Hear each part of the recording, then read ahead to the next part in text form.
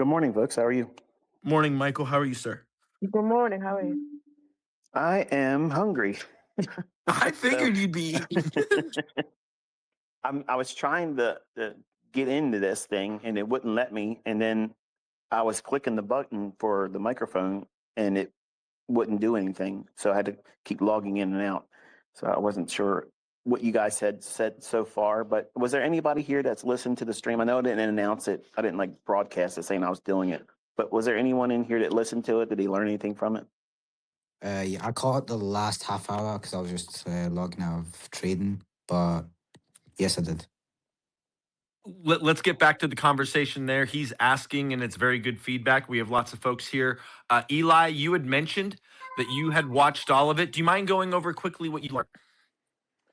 Well, I learned to be absolutely defensive in these markets. Conserving capital is like the most important thing, especially when it comes to inefficiencies. When ICT was talking about inversion fair value gaps, watching how the candles on the 1 minute chart would react,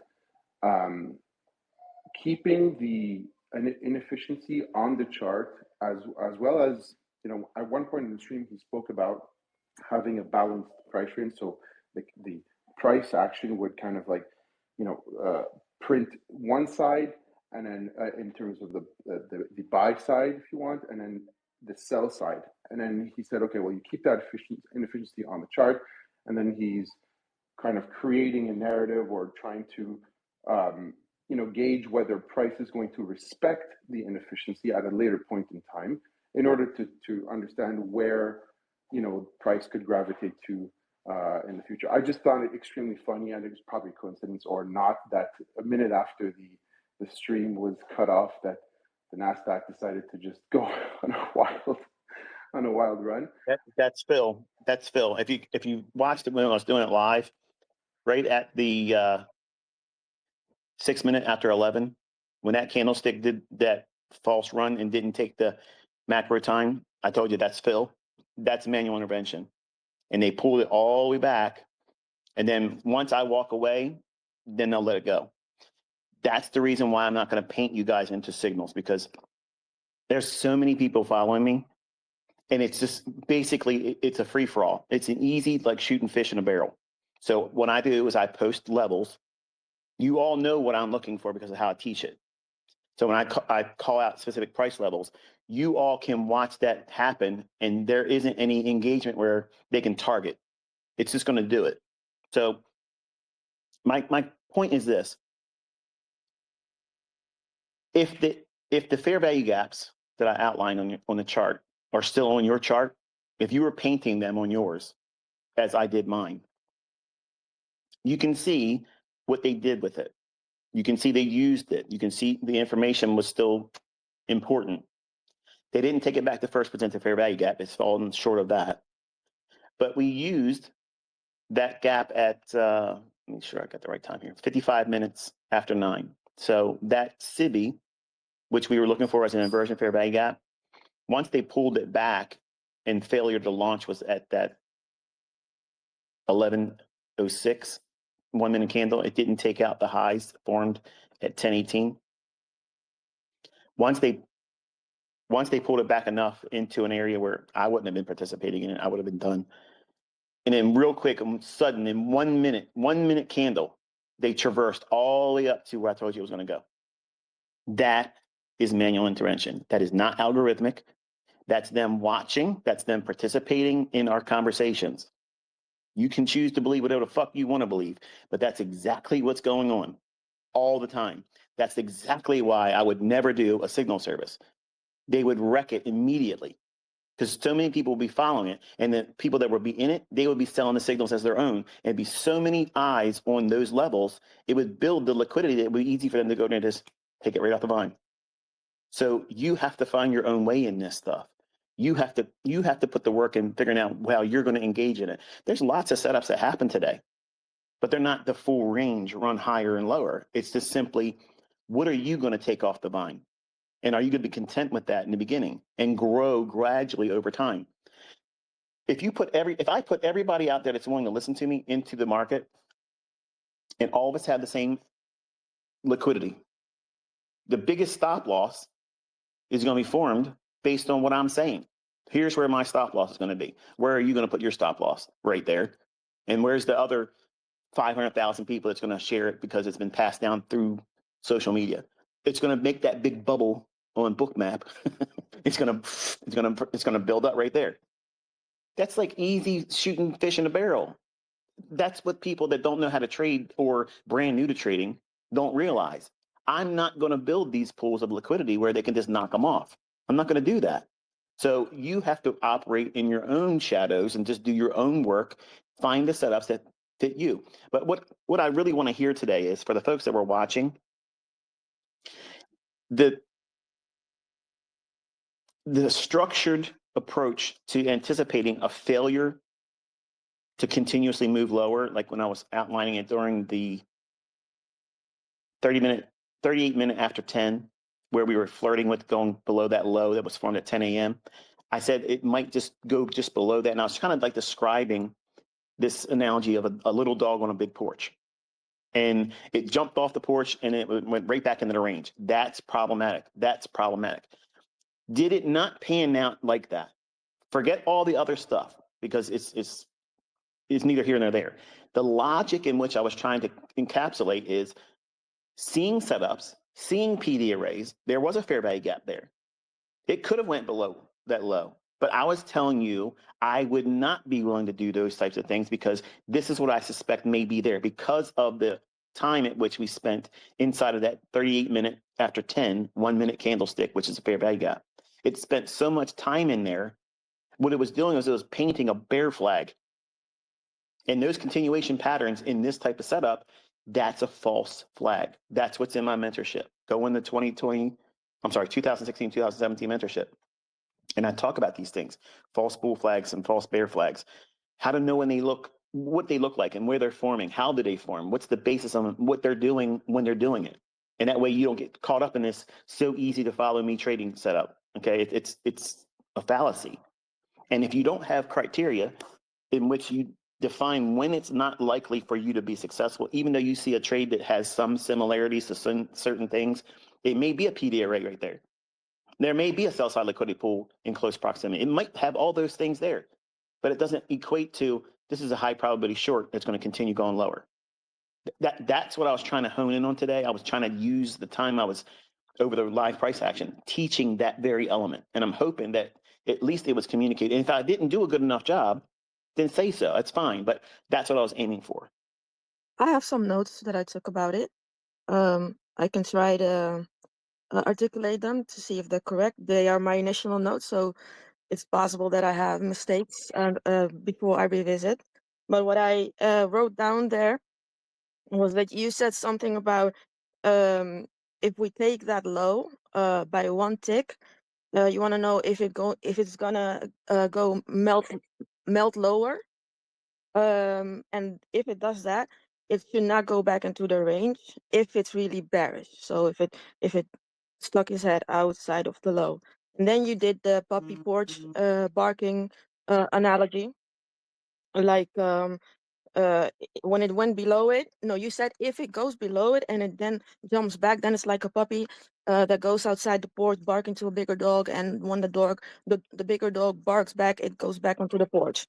And when it did that, shortly after, it went below the low and it went up. And then you said, see, right there, it went there, the puppy went out and it went back into the range. And that's something that you wouldn't want to see if we were really bearish. And then you also said that lower gap there were several gaps. The lower one, you said the candles are overlapping a lot, so it's also high resistance liquidity run. You don't want to see that. It's spending a lot of time in there. And I remember from earlier lectures that you have said candles are overlapping 70% or more with the previous candle. That's high resistance liquidity run, and you don't want to see that spending that much time. Very good. Very good. Isn't it interesting that while the live stream was going on, I know I had at least 3,000 the last time I looked at, but I don't know what the time or not the time, but the number of people watching it live was as I said it. But at that very low of the day, as it formed, I was outlining what I did not want to see if it was going to drop below it. The problems were it may just go below it by a little bit and go back into the range. And that's what I was anticipating. That's what I was suggesting as the stage for them to have done that very thing. As it happened, I said, that right there, that's what I'm talking about. That's not what we want to see. Yes. That Yeah. candlestick and the very candlestick where I told you that they enter with manual intervention at 6 minutes after 11, you don't see that in classic support and resistance or any kind of retail trading. Nobody in volume profile is going to be able to tell you that shit. No one's going to be able to tell you anything at all like that. Because I I'm noted that looking as at shit. well. Yeah. Yeah. It's like we are looking at things that are not synonymous with other things. And because it's not synonymous and it's not something that you can be indoctrinated by watching books and reading books and listening to other people using it elsewhere before I was even born, it's going to take a little bit of effort to learn this stuff. And what I was showcasing today, this is hard lecture stuff. This is not easy stuff. So if you looked at this and you struggle and you're like, man, if I got to do this to be successful, I'm not sure I want to do it. This is what real trading is going to be encountering. In your own hands, you're going to have this problem. You're going to have these things occur. And if you don't have protocols and being able to see, this is what it could do. These are just like we have a model and a framework for a setup that we want to trade on. What invalidates that model? How much time are you spending on that? Because chances are you probably aren't, because you only want to look for the win. Get me into a trade that makes me money. Give me a position that I can put a very, very small stop loss on that I got to babysit, and it'll let me stay in the trade the whole way, and I'll make my maximum. I won't even worry about doing partials because I just want all of it. I want all my money. Nobody really teaches us in anything. And I have lots of books, and I still see all these people coming up as new mentors, new teachers and stuff. And I'm not saying my stuff, other things too. Nobody talks about how to break your model. You have to think like a market maker, not a dealer. People that call themselves market makers, they're not a market maker. They're a dealer. A real market maker is what you watch me call, as it happened, real time. I can see when they're doing it. I can see when it happens, why it happens. And I'm telling you exactly at the very moment it happens, live streamed. That is not cherry-picked bullshit. That is absolute visibility. But if you don't go in with the ideas, okay, how can I get wrecked with this model? If I stick with this model, how could it be victimized? When would it fail? What signatures would indicate to me that I am no longer looking at a model that's going to pan out? How much time are you spending doing that? I guarantee you none of you are really doing that, but you have to do those things. And that's how you back test. It's not just simply, this is my best case scenario where I got to get in and get perfect entry, perfect stop loss, perfect everything. We had no risk, you had no uncertainty the way out and wrestle through. You got to go back in those old moves and say, okay, everything in this price run here, what would have been a warning sign for me? And be honest. Tell yourself, this probably would have scared me. And I either would have collapsed the trade, or I would have took something off, or I would have been stopped out because I choked it too much with the stop loss. You have to do work like this, because unless you condition yourself this way, you will not be able to work in these environments like this, and you'll just constantly blow the account. The fatigue of you not feeling comfortable will force you to subconsciously blow the fucking account. That's exactly what's going on. Look around. There's so many people, they're just bent out of shape because the markets are hard. And you know what that does? By you blowing the account, it gives you something to cause a feeling of release. It's almost like orgasmic. Not to be crude, but it's almost orgasmic. It's a release of tension. And that's exactly what you're suffering. You don't realize it, but that's what you're doing. You can't wrestle with what we're dealing with in the price action. So you just want to have some kind of escape, some mechanism to remind you that you can be taken out of this and you'll still be alive. You'll be miserable because you lost the account, but it's a reminder that I can restart. It's hope, because you're losing hope right now because you're pushing too hard in market environments that are absolutely fucking challenging. They're challenging. I'm telling you they're challenging, but they're not impossible. They're not impossible. And you have to go back to, okay, what's possible in my current understanding? And don't go outside that boundary right now, because you're not going to get a true evaluation of what your baseline is. Everything is difficult right now. So by putting so much emphasis or significance on your right now results and saying this is all you're ever going to be able to do, that's not a true perspective. It's not true. It's true right now, and we all have to acknowledge that. But that's not the reality that is on a normal basis. These are wartime events. That's not normal. We don't always have war. And this could stretch out for years. Or it could be ended in short fashion. Nobody knows that. I don't know that. You don't know that. Nobody knows that shit. But by pressing yourself into this expectation that you need to be doing better than you are right now because you just hold that opinion, that's not realistic. That's not realistic. So what I'm doing and what I taught today was you have to pull back what you're willing to take as a target and be content with that. Don't trade a lot. Demand a whole lot more in your favor for the setup. And do more work in your back testing, seeing what was making this price run so challenging before it ran. And spend a lot of time on those types of examples, because you're going to benefit more from this type of training, trading in these hard markets like this. When this stuff loosens up, it's going to feel like something's clicked in your head and now you're a superstar, because you will be trading when markets are allowed to run.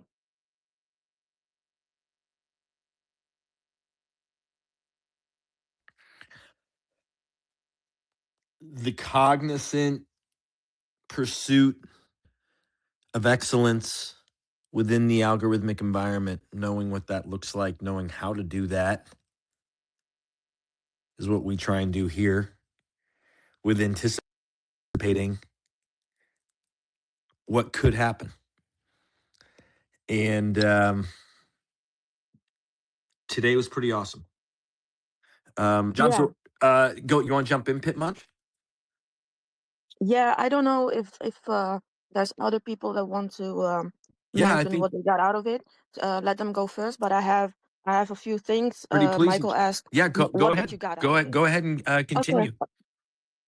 Okay, I have I have all the notes, of course, but I have like 4 things that jumped out that I view as tools that he gave us today to do what he wants us to do and to recognize the things that he's talking about. Well, the first one is the way he framed the range to label a short-term premium. It wasn't the daily range. It was the other high to the low. I have that one, and I drew it. Another thing is when he said this is real order flow, and that was about the wick going into the inversion fair value gap and staying below the consequent encroachment. And he said this is also immediate rebalance. So those are the details that I'm like, okay, this needs to go into the notes and go into the connecting the dots with the other electives, things what we talk about. Then another one like that is, well, I named it the lower CB, so that's about the one that was the lowest on his chart. Then he said, this is now a balanced price range. We know about balanced price ranges, but he specifically said about this one, look, there's buy side delivery and sell side delivery done. So this is now a balanced price range. And now for this to be valid, it needs a body close above it. So not the wick, but it needs a body above it and then stay above the lower half. And then he said, who's still? And the last one that jumped out for me was when we were in the gap above it. It was trading below it, and then he said, but it's allowed to do that. It's allowed in this case. It's allowed to lay a body in the lower half because there's another busy below it. And he said that around 10:53. But he said in a perfect world, it would stay in the upper half, but that busy below it allowed the bodies to go into the lower half. Yeah. And of course, about the difference between it being a Friday, the delivery of the first presentation for value gap, and TGIF, and that if it would be a Thursday, he might be in a short, but not now with these conditions and it being a Friday. So I have more, but that's about it. What jumped out. Pit Munch, anything with you as far as like the process procedure within inversions, inversion fair value gaps that you heard that popped out to you off the top of your head? Inversions. Like that was with Bitcoin, I think you mean. Yeah, He said there's like some kind he said the old highs, relative equal highs are traded through. Then the liquidity is rated, and if there's a gap right before that, that's gonna act as a inversion fair value gap. And right after that is when he said about real order flow, the wick into the inversion fair value gap stays below, and then that's an immediate rebalance. He said that right after that. If I may add one small thing, I did notice also that one important thing Michael was talking about was with respect to the trade management when he was when we were talking about the 1047 candle, and he's saying, you know, if we had entered on a limit order right above the inversion fair value gap, and we were aiming for the highs, the 1018 highs, once the price traded close to it and then came back into the SIBI, the 955 SIBI, and he mentioned if it closed below the consequent encroachment that he would have trailed his stop loss or cut off half. I believe it was a portion off of his trade. So I thought that was quite interesting in terms of the trade management, because once you're in the trade, it's totally different. You're not just gonna, kind of set it and then be hopeful that it'll get to either your take profit or your stop loss. Excellent point. That was, I thought, something as well. Very much that conversation he had on trade management was very, very good. Very, very good. I did have one small question, if I may. Sure. It's with respect to. I mean, it's directed to Michael, but it's with respect to the hierarchy of the importance of the daily wick octants versus the RTH ORG octants, and I wanted to know if there was one that was, I wouldn't say more important, but one that preceded over the other. They're basically the same. There's no importance just because it's on a daily chart. You're grading, so whenever you're grading something, they're on equal playing fields. It's just you're going to be much more likely to see a sensitive reaction on the regular trading hours opening range gap because you're trading in the first 30 minutes to a half hour or so. So there's going to be a lot of excitement around those levels. The higher time frame levels could get traded through and pass through a little bit, but it's a matter of a knack and experience. But I don't view them as one takes precedence over the other when we're grading. I don't view it like that. There's no greater importance because of it's just you still have to weigh out what it's going to do. In other words, plain simply stated, the algorithm doesn't look at those daily levels and say, I'm going to operate off of these and then I'll be subordinate with the ones on a smaller scale of an opening range gap. It's the same. It's just like time and prices. People say that the speed at which these lower time frames, I don't want to trade it if they're too fast. Well, if you're watching a daily candlestick, you're watching the same price fluctuations. So don't get caught up in the semantics of one being better than the other. They're equal in the same playing field. Thank you very much.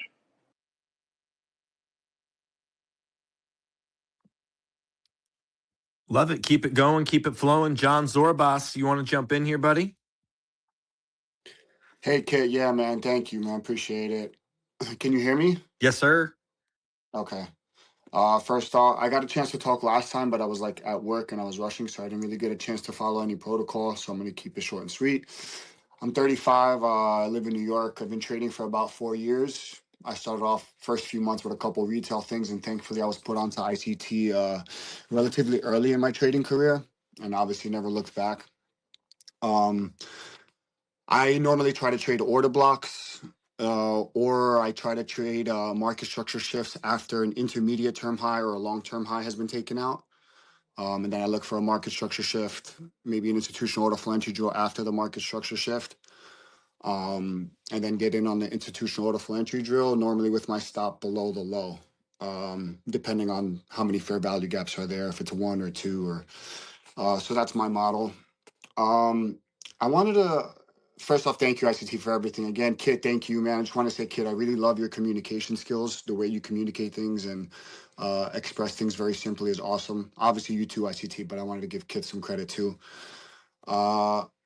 I wanted to talk a little bit about what ICT just said because I think it's super important. And after you develop your model, I think this is also key, which is trying to decipher when your model might fail.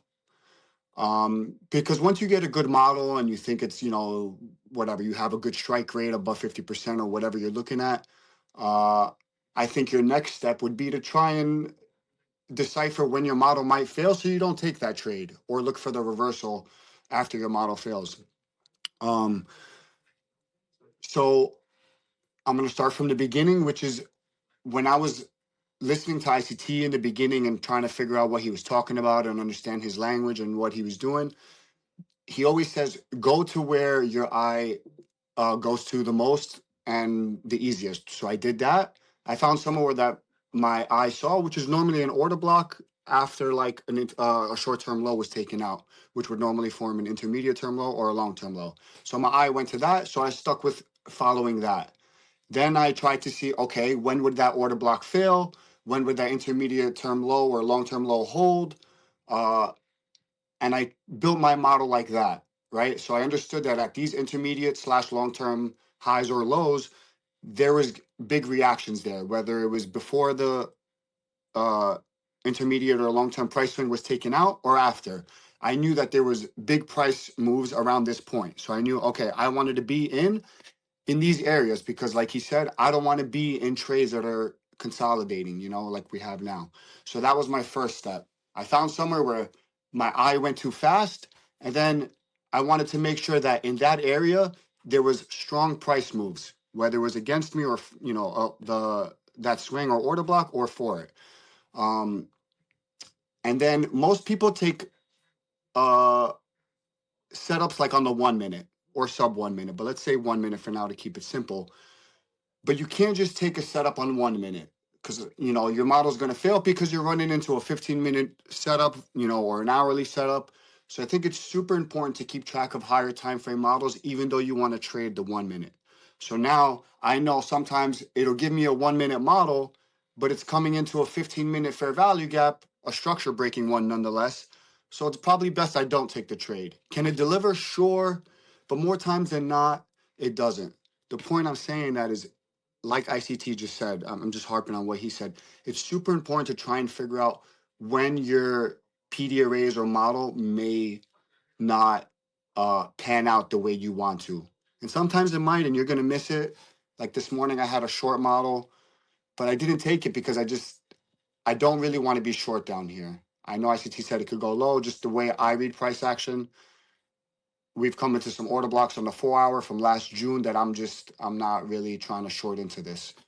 And I just think it's super important that people focus on that process, not just, you find your model and then take the trades. Okay, take the trades, journal them.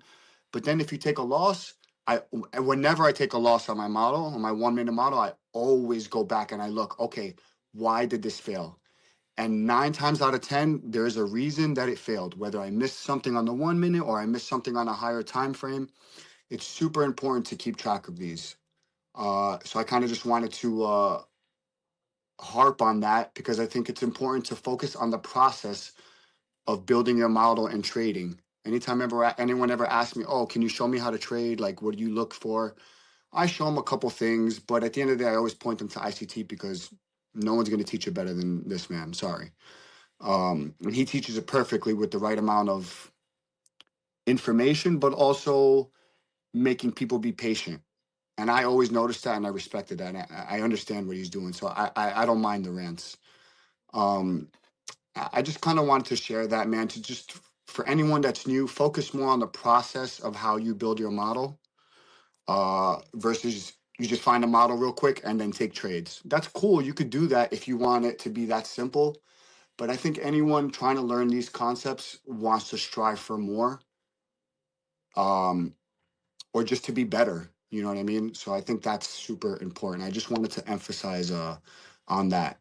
And then because as even me, I've avoided a lot of losses, especially in the last few months, harping on that, knowing when my 1 minute model might fail, and just focusing on analyzing all the levels of my model only on higher time frames also. I love that, John. That's great. Let's keep it going, keep it flowing. Yeah. Much love, Thanks, buddy. Kitt. Thank Appreciate you. Joe Trades, jump in here. We're going to get D. Marcus in here as well. I'm loving the convo. If you could. Hey, Kitt, do you hear me? Yes, sir. All I right. was just going to jump in like in 10 minutes. I'm on my way to work. Okay. Beautiful, bro. Thank you for Thank you. for Thank you stopping so much. by. Yes, sir. Thank you. Yes, sir. Market Oracle, you're up next. What did you hear today? What did you learn? Hello, sir. How are you doing? I'm doing fantastic. Tap right in here, brother. So, hello, sir, ICT, and I listened the full live stream, and it was a really awesome experience. And witnessing firsthand how the market would deny you sometimes, and it would do the things, and how to identify them, and you can just you can close the trade before you got to take the full stop. And there are a lot of things which I would go over today's live stream again. But I have a question for the one and only Sir ICT. Is it all right if I ask him? Sure, buddy. Sir, I have a question for you. So I have asked this before as well to Kit, but I'm sorry, I'm getting nervous today.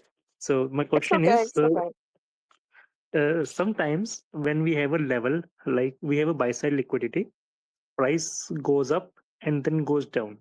Okay. And we have a just like a wick on a larger time frame. So are this we and with your concepts, we have been giving more emphasis to the wicks. Is it because the wicks is like a balanced price range? Because in that period of time, price went up and price went down. So that portion of price range is now balanced. Can we treat it as a balanced price range and just like your Venom model? And that's why we grade those wicks, and we want price to offer some resistance at those gradient levels, because that is a balanced price range. Yes, if you listen to when I was talking about the importance of a wick versus a SIBI or a BISI, it's because it's done both delivery sell side and buy side, which makes it a balanced price range. So it's going to have much more. Like for instance, like the gentleman just asked me earlier, is there more significance or emphasis placed upon a daily level that's graded versus a regular trading hours opening range gap being graded? In this respect, where there is no hierarchy of importance greater than, or that, one's better than in that regard, here, a wick is always going to be able to trump a SIBI or BISI. So if they're sharing the same range, disregard the wick. Disregard the gap or SIBI or BISI and go right to the wick, because that's the balanced price range. So if you grade that, you're going to get perfect precision and the elements of whether order flow is bullish or bearish with that versus using the SIBI or BISI.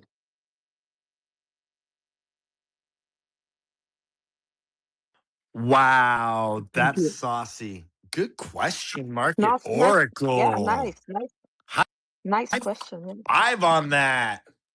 Like it. Max, come on in here. I really like that. We're getting advanced quick theory in Trader Roundup, by the way, boys and girls. Order block theory, core content month 4. It's beautiful. And then a strengthening and reinforcement of quick theory here in Trader Roundup. with Michael himself. Again, if you don't add the H to the W, in my opinion, it just doesn't come off correct. Quick. Quick. Yeah, it's got to be a Let me quick. try. Let me try. Quick. There you go. I like it. Okay. It's a quick. Okay. Great. It's a quick. It's okay. It's more of a local colloquialism, and something that's kind of says that you're from almost from between where Michael's from and where I'm from. Like if you think Ohio, West Virginia, Maryland, kind of New York, kind of Appalachia kind of area, you hear the term "quick" or an H before the W. Anyway, I love it. Love it. it's just a local intonation, I believe. Max, you're up next. Hey, Kitt, can you Yes, hear sir. me? We can. How's it going? Very good, sir. Very good. I had missed today's live stream. Definitely gonna go check up on it because I love everything Michael puts out, and done a lot of studying over the past while. But something I wanted to. Do you mind going over protocol real quick, then, buddy? That's Oh, okay. That's sure. okay. Yes. Sorry. That's okay. My name is Max. I am 26 years old. I've been studying ICT for about 3 years now, starting with the 2016 core content. And funnily enough, right when I had finished, he had started the 2024 mentorship, and I got to start it in live real time from day one. Having the prerequisite of the 2016 core content really, I would say, excelled my learning in that specific mentorship, and having confidence to see what my eyes want to draw to in the market through the lens of ICT concepts. And, being a 24 mentorship student, my eyes instantly draw to new week opening gaps and grading fair value gaps, as well as my main model. I look through the lens of the unicorn.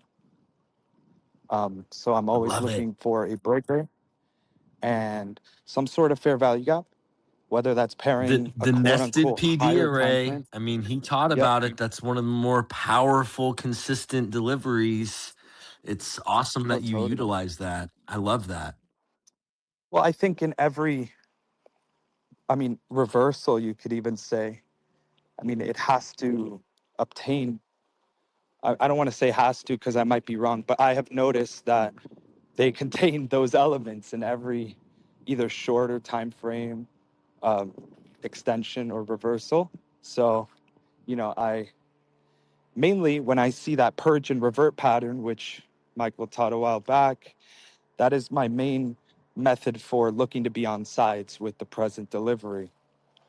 So And you so, use the unicorn almost like a trampoline, and you look for a purge and correct. revert model off of this trampoline on the chart. Is that a fair visualization?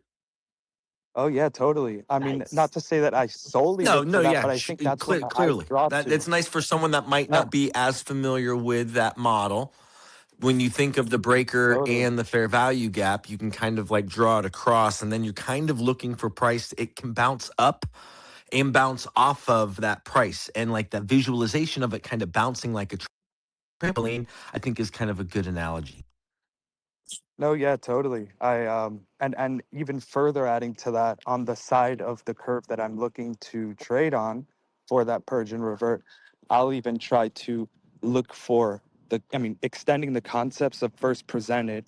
I would look for the first presented revert, right? And then I would look for the first presented order block to form on that side of the curve. And so essentially what I'm looking to do is just either, ideally enter inside of that first order block that forms, looking to get the extension of a higher time frame candle right there. So order block, you really like to see the rejection block and then the order block form with the CISD. And you're really looking for the beginning of a market maker model coming out of that rejection lower into where and how that starts to create the opposite direction, correct? Oh yeah, totally. And Love that. you I know, love that. Order combining block traders, time. that's what you do. And that's, I believe it, Michael, really provided clarity, and that is what an order block is. An order block is that change in the state of delivery. And I mean, I try to explain it simply as looking for like an engulfment, a retracement, and then Yeah. an inversion. So for me, I try and keep it that simple, but I know it's not. But that's one way in which I try to present the how that CISD kind of occurs. And also the importance of the order block of all the things that you study. Episode 3, really understanding what an order block is within the PD array matrix is extremely important. In order block theory, I had a young man ask me, he was like, well, Kitt, I don't understand all of these wicks and this, that, and the other, and I'm doing this and I'm like, you need to go back to the order block and you need to understand what the order block is if you are going to try to apply order block theory to wicks.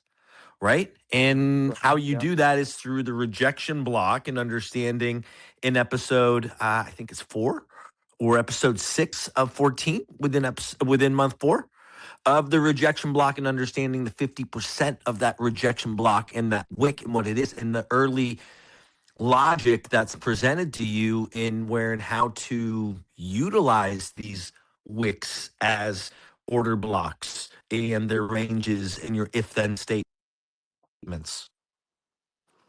Yeah, no, definitely. And the concept of mean threshold really, really solidifies the order block theory because, you know, in essence, if you were right, I mean, the bodies tell the story, right? So if we're respecting that mean threshold, uh, and ideally looking for the reversal continuation, it provides for not only a very solid trade, but I find it a cheaper trade because it is lower on the PD array matrix in terms of where I can enter and how much risk I have to expose myself to the market, sizing aside. Yeah, it's your first stage reaccumulation, right? I mean, that's what you're Yeah, really talking about within the MMXM from a schematic standpoint.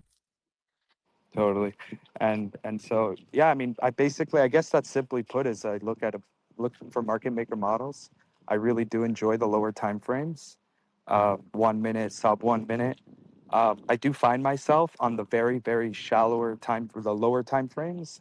Maybe I look for a little too much out of a move because I might have a market maker model playing out, but it's just maybe retracing to a internal range high of a higher time frame situation to then just continue on a larger time frame Well, one delivery. really good thing to do, and Michael's talked about it so far this year, and that's the 37 handle move. I mean, 37, you think 35, 37, 60, 65 handles on NQ. If you can have a measured run within your model of where and how you can anticipate the delivery of what price is doing and how it is filling an imbalance or and seeking an inefficiency or some form of liquidity, right? And it's typically a fractal inefficiency or a range inefficiency. And you're either filling that microfractals inefficiency for then to instruct to then fill the range inefficiency, which could be a down up move or an up down move, but you need to be looking at and Right. thinking about where and how again, order block theory is literally playing out real time in front of you, depending on the fractal that you're staring at. 15 second, 5 second, 1 minute, 5 minute. It's all going to play out fractally in front of you with a story to tell. And that story will be inefficiency and will be liquidity within the algorithmic environments in which we are so passionate about, in which we engage and operate within. Right. So, and here more so than Yeah, others, totally. we're stepping out of theory, and it's not theory, this is application. So we go from order block theory into order block application because we are applying and making real live decisions within these charts for ourselves, right? And that's where you're stepping out from simply being a student to being a community of traders where we all are capable of making our own decisions, and we come together as a collective of decision makers, right? That's the beauty of the evolution and the growth. We're the capstone. We're the capstone of Michael's channel. We are. It's beautiful. It's beautiful because it's the natural growth and progression of what you would indeed anticipate to happen within a community, within intelligence, and that's what we are, this collective intelligence. And one thing I want to add that Michael brought to everyone's attention is the algorithm is very much aware of all things that are occurring, and for you to think that it's not is myopic of you. So understanding that you are against this hyper cognizant aware market and where and how you are engaging. So as a collective, as a community, as in watching what's indeed happening on social media, we are a collective consciousness, and we are also engaged within a market consciousness that is equally aware. So don't think for half a second that it's not. And that is, I think, something Michael brought up that has not been brought up as often, that you, the trader, needs to be aware of. And that is, you're getting smarter. Guess what? The market's smarter too. Yeah, definitely. I do have a question for Michael, if I may. So regarding the concept of event horizon, and I would like to know if, and forgive me if this has been answered before, I haven't seen it. Um, with that concept, am I able to apply that between different PD arrays?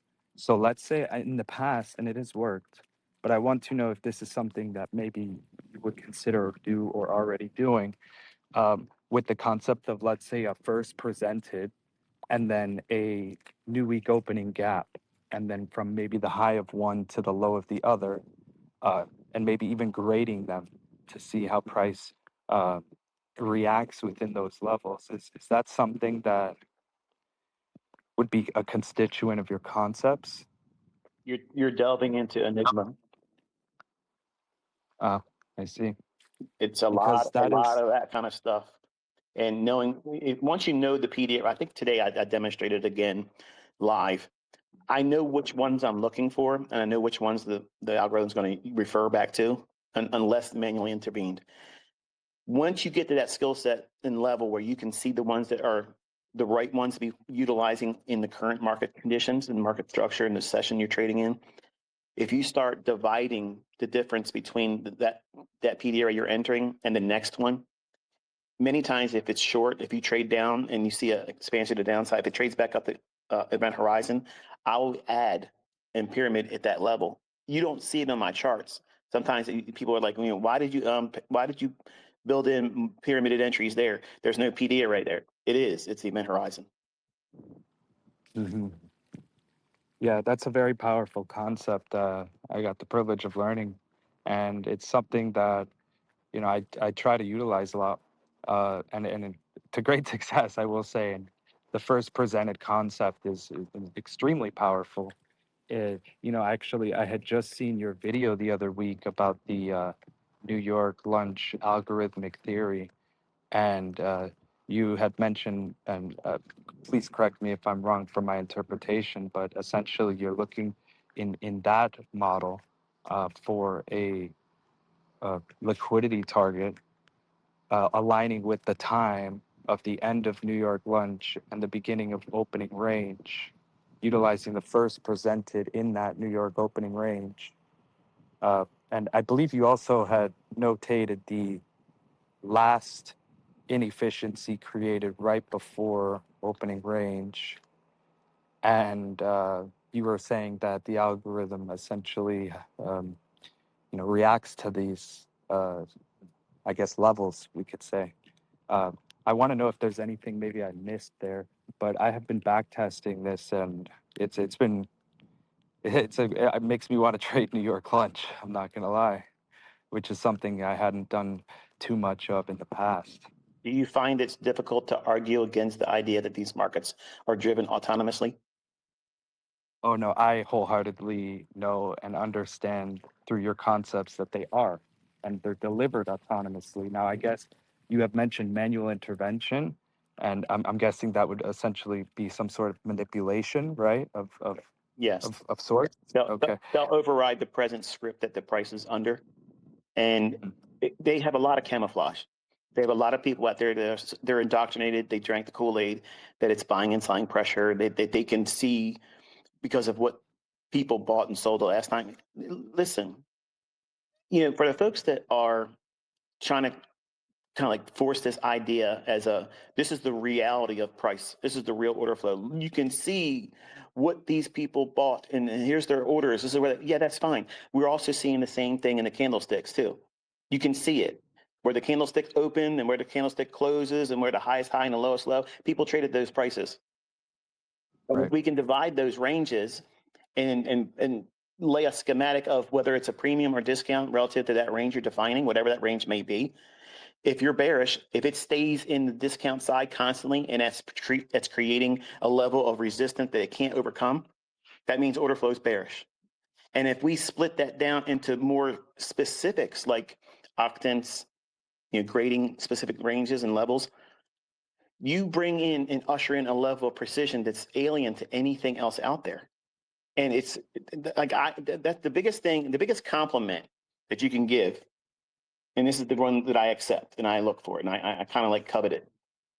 When people drop their bullshit and say, you know what, I don't have to like that guy, Michael, but this is a real hard argument to make anymore. Like this shit is rigged.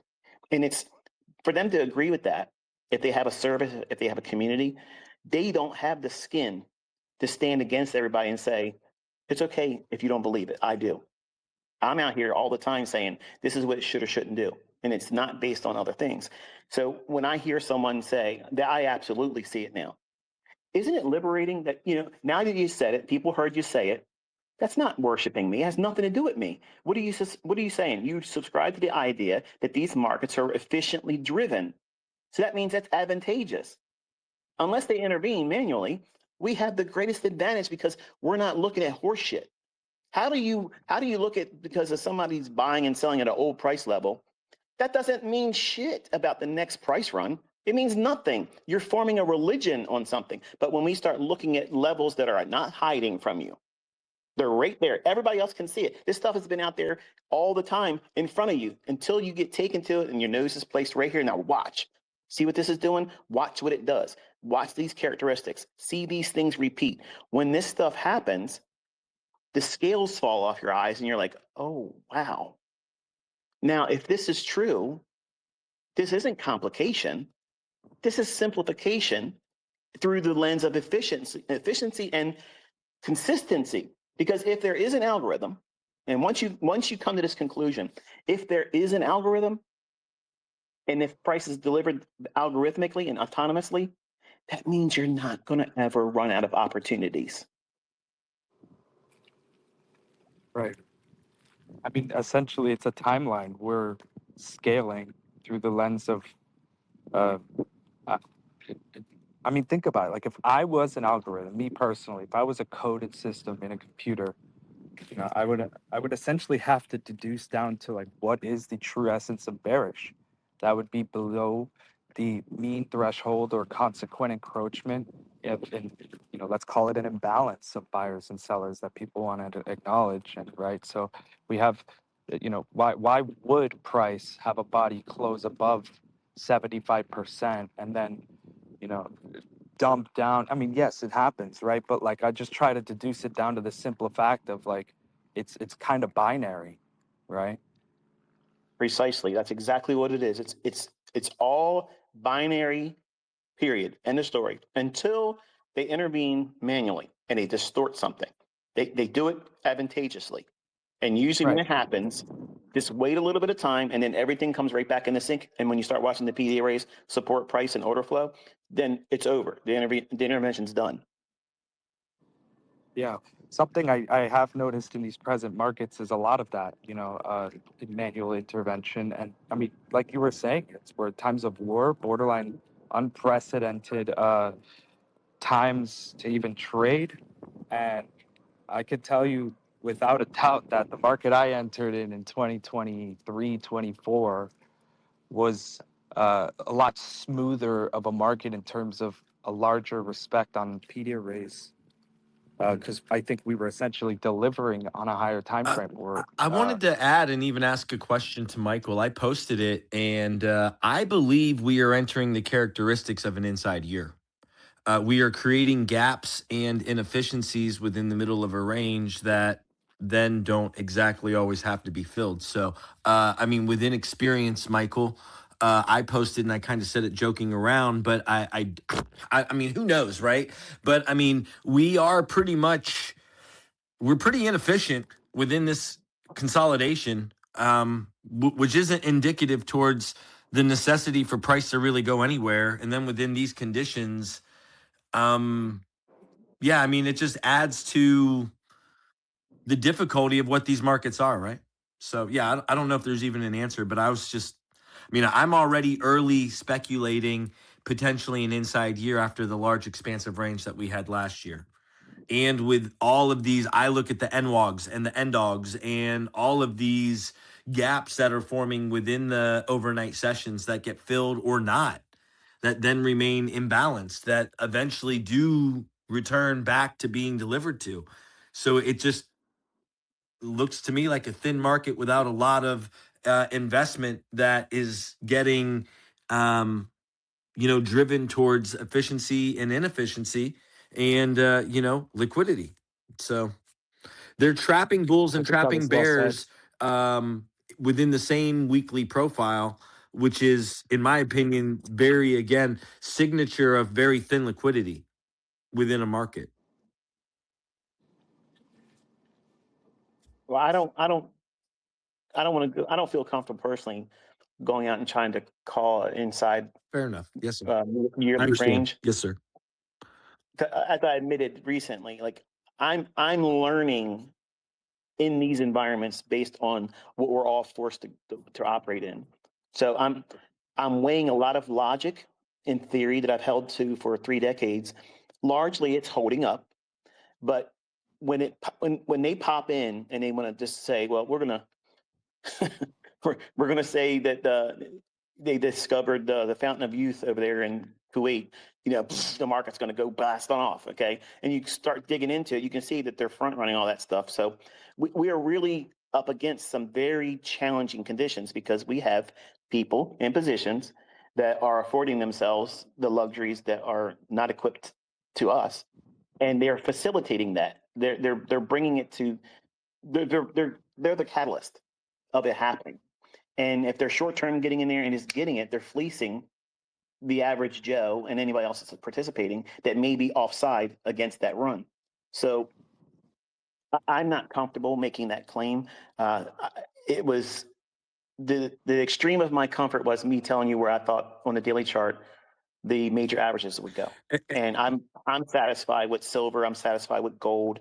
I'm satisfied with crude oil, even though I think it's going to go higher. But as far as the indices, my targets that I said for the first half of the year, that's about as far as I see right now. And I may be wrong. They may get that Fed chair in May, and then all of a sudden, everything gets real pretty, and the market just starts going up. So we are in some bullshit, type, tomfoolery, and you have to be very, very careful. And I don't want to subscribe any of you to have a mindset that have that long of a visibility, because I don't think anybody really could sleep well at night holding that. It's an observation that's worth noting, and it's something to see and justify at the end of the year, say how did it really pan out.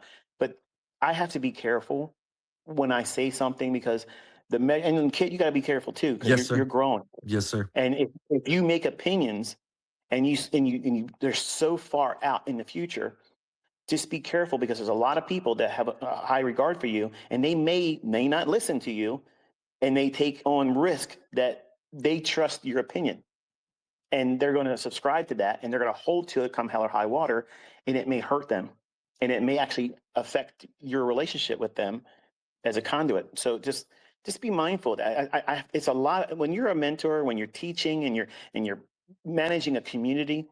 There's a great deal of responsibility in and of itself by itself. But now, you have to be extremely careful, because these markets can completely take your head off, and it can happen very quick, very, very quickly. And I just, It probably would have been better in an email, but No, you make I know a there's a no, lot of you make a really good point, and I appreciate it. And I don't want to come across to the community at all as reckless. And I do appreciate what you're saying. I am growing, and there's a level of fiduciary responsibility that I have with love that I want to offer the community, and I don't want to be reckless. And you're making phenomenal, excellent points for me to, and these are very good. And I want to reflect this to the community. This is very similar to the conversation that like you and I had 3 years ago, right? And for me, we're coming up on that date, and that was a big deal for me within the milestone of a lot of the stuff that we're doing. But how I move within the community and the advice that you're offering, it really does resonate, and it means a lot to me. So thank you for saying the things that you're saying, and it does not fall on deaf ears. Please understand. Thank you for receiving it as such. But anyway, let's get to somebody else. I want to hear somebody else's take on what they saw today. Yeah, for sure. Gomez, my boy Gomez in the his. Let's jump in here, buddy. Hey Kitt, how you doing? Can you hear me?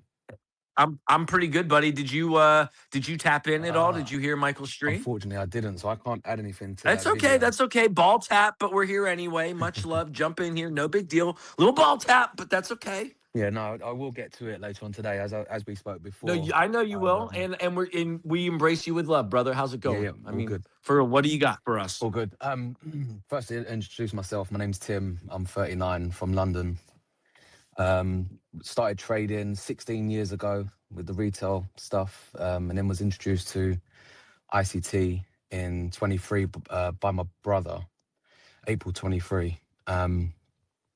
And I didn't want to hear it. I was like, no, not interested in trading anymore, because I just lost 2,500 a few months before trading retail nonsense. So then my brother told me that he was in a trade, and I was working outside his house. And then when I left his house, I asked him how the trade went, and he said it was so much confidence. Like, yeah, it came in. Of course it did. He was talking to me about fair value gaps, and I didn't really understand it. But as soon as he said it with that much confidence, I was like, okay, I need to have a look into this, because we both looked at trading at the same time 16 years prior. So how I get involved with ICT's concepts is I look for, similar to the last guy that was speaking, sort of a purge and revert, market maker, buy and sell models, changing the state of delivery, order blocks, fair value gaps. And I'm looking to get out at the opposite side of the range. But one of the questions that I had, if I can ask, is when you look at a breaker formation, the market will hit the breaker and then it will move away very quickly. On a higher time frame, is that an immediate rebalance or no? Can you say it one more time? I'm sorry. Yeah, no problem. So you have a breaker formation that forms. Normally, when it hits the breaker, it moves away very quickly. On a higher time, A bullish breaker or bearish breaker? a bullish breaker. Okay, thank you. Continue, please. So on a higher time frame, is that an immediate rebalance?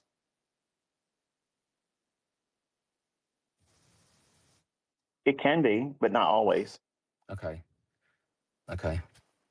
Just I saw it form the other day. I did message you, but I realised that you weren't on X. I just wanted to see whether it is something that when it. Just so we know, in case my wife asks, I was not on X today. I mean, I don't ever have any conversations with your wife, Michael, but That's funny. We didn't see we you. didn't see you. Yeah. Oh wait, who's doing that? Don't do that. Don't do that. It is funny though. Keeping the conversation going, keeping it flowing. 1241. Profitable losers here. Did you get a chance to listen to the ICT market review, Sam? Hey, what's going on? Yeah, I did. That's what Nice. I Well, I figured, and I saw you, and again, I with love, trustingly, I was calling you up, hoping that you would tap back into where we were at. So, pretty pleased. What were your thoughts and 2 cents on Yeah, for the sure. market review? For sure. Always thanks for having me. One of my biggest takeaways from there, he had mentioned it earlier, was, to secure profits, right? Like a lot of the times, we want to be right, when in the end we should really want to be profitable. So it's like a big takeaway that I took from that, watching him execute and speak, was the focus on, you know, how he mentions that low hanging fruit and stuff. Let me just get this money, take this money and be content with it, right? Especially with the skill set we have, especially with back testing, we know that a similar move is going to play out the following day and the day after that and the day after that. And if you're in profit, right, especially if you feel some type of way like, oh man, I'm up $100, but I think it's going to come back and take my stop loss, take your money, right? It's no different than when we're walking up the street and we see $1 on the floor. I'm going to pick that dollar up and put it in my pocket, right? And then if you go around the next corner, you got a couple other dollars, all right, it adds up, it compounds, right? But at the same time, you gain confidence in your strategy, and you also build that account, right, which is huge. And in the end, it's like you don't care to be right, like, oh, I think it's going to hit whatever liquidity is on the bottom or at the top, right? Have your target gauge so you get paid before any of that, right? And then also to battle, like how you mentioned, you know, that bigger higher the higher time frame, like whether or not we're in that inside area, can they go all the way down there? A lot of the times whenever we have questions, at least to me, I always see that as uncertainty, right? And personally, to battle my uncertainty, I would just enter one extra time, right? So, for example, if I entered for that trade, and just like Michael said, okay, let's scale off, let's take some of that money.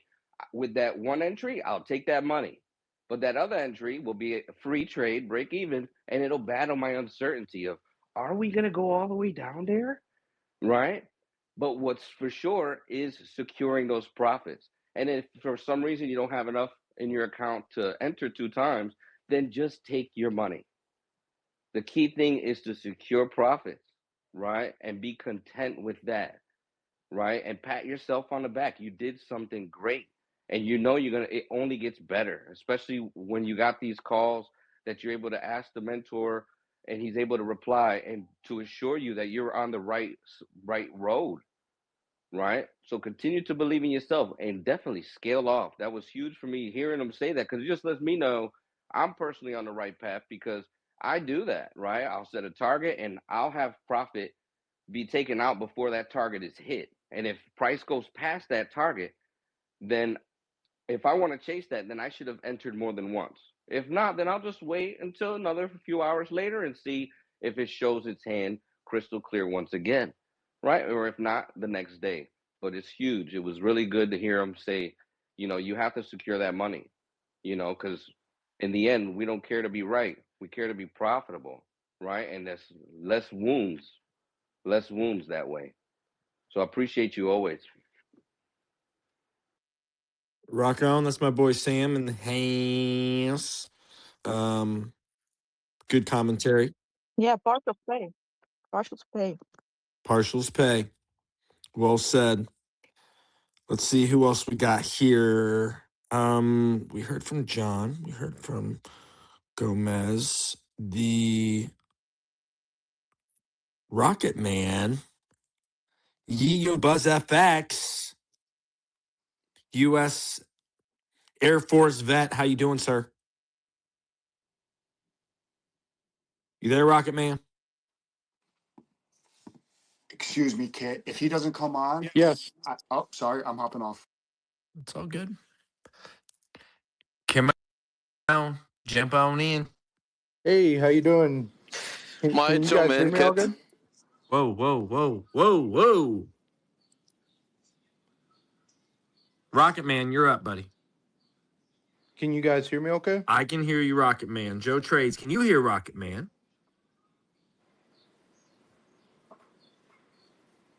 Yes, we can John, hear you, yeah, I Rocket can, Man. Continue. yes, we can hear. Perfect. So this is my first time speaking on the space, So so you'll I follow protocol, apologize. thank you. Yes. I really just wanted to ask, Michael, just one question, Following and protocol, it feel was in free. it's in regards to the swing lows and swing highs in the market. Do you know what protocol is, sir? No, unfortunately. Okay. You say your name, where you're from, how long you've been trading, how you engage with price. Perfect. So, my name's Christian. I have been trading for about 10 years now, give or take, I'd say 9, 10 years. And the way I engage in price is a mix between, ICT is really the only guy that I've learned from all my years, and just a mix of like numerology and other kind of, I guess, like cool stuff. But I would say the question that I have for Michael is, do you any way, shape, or form match time on the charts when you're entering and exiting trades? Always. Okay, awesome. Honestly, that was just I think I've been asking on Twitter, and I know you're a pretty busy guy, so yeah, I just just wanted to ask that, and it's good to hear that you do. Nice. I mean, time's one of our top edges, right? I mean, if we trade these concepts. Hey, Kitt, I Yes, was sir. wondering if I could ask a question real quick. Sure. Hey, Mike, I know you're big on the journaling when it comes to your trading and stuff like that. I'm always, big, make sure you secure TPs, right, and stuff like that. Now, I was wondering, when you do those things, like, and you're teaching your son and those, I consider those like life TPs. Do you also journal those as well? I'm not sure I understand your question. So the same way, like when you're successful in the market, or even breaking down the market, and you journal that down. In that same thing, when you're pouring into for example, pouring into your son, I consider those, because I do the same thing with my son, and I call those like life TPs, right? Like, you got to smack those life TPs. They're worth their weight in gold. And I was wondering, if do you as well, journal those emotions as a father, from being able to pour into your son, like the reaction that he gave, and does that help you continue? Yeah, that's the kind of stuff when people ask can I see your journal? Can I see your journal? A lot of times they're conversations with my kids. They're conversations with my wife. They're prayers that I've asked God for. These are things that they're not available to any of you. They're personal. So to answer your question, I absolutely do those things because our mental faculties are not guaranteed, and it allows me to act as a time machine. Like I can, all of my journals. Like I have dream journals too from being a teenager. I have lucid dream journals where I literally record everything I did in a dream, and things that may have felt like a source of stress or something like that were actually me subconsciously working out problem solving, that I later found out that, hey, wow, look, without having this medium, this tool of journaling, I would just think that I was going through a bad period of stress. But what it was is my subconscious was problem solving. And then those dreams were indicating that. It was giving me feedback telling me, hey, you're working through this. It doesn't feel like you're working through it. And all of a sudden the transition from having maybe per se bad dreams or uncomfortable dreams to then pleasant things, because you now have left a problem. Now your brain is allowed to explore and do fun things, and that's when lucid dreaming becomes available. When you're stressed out, it's very hard to have lucid dreams. So I've always been working towards those types of balancing and being observant to those types of things as well. But recording in my journal, in my leather journals, my really nice journals, I record conversations with my kids. I talk about what I talk to them. I raise the questions up, because when they're talking to me, I'm writing down what they ask me. If they have a question, I'm writing those questions down, because I'm human.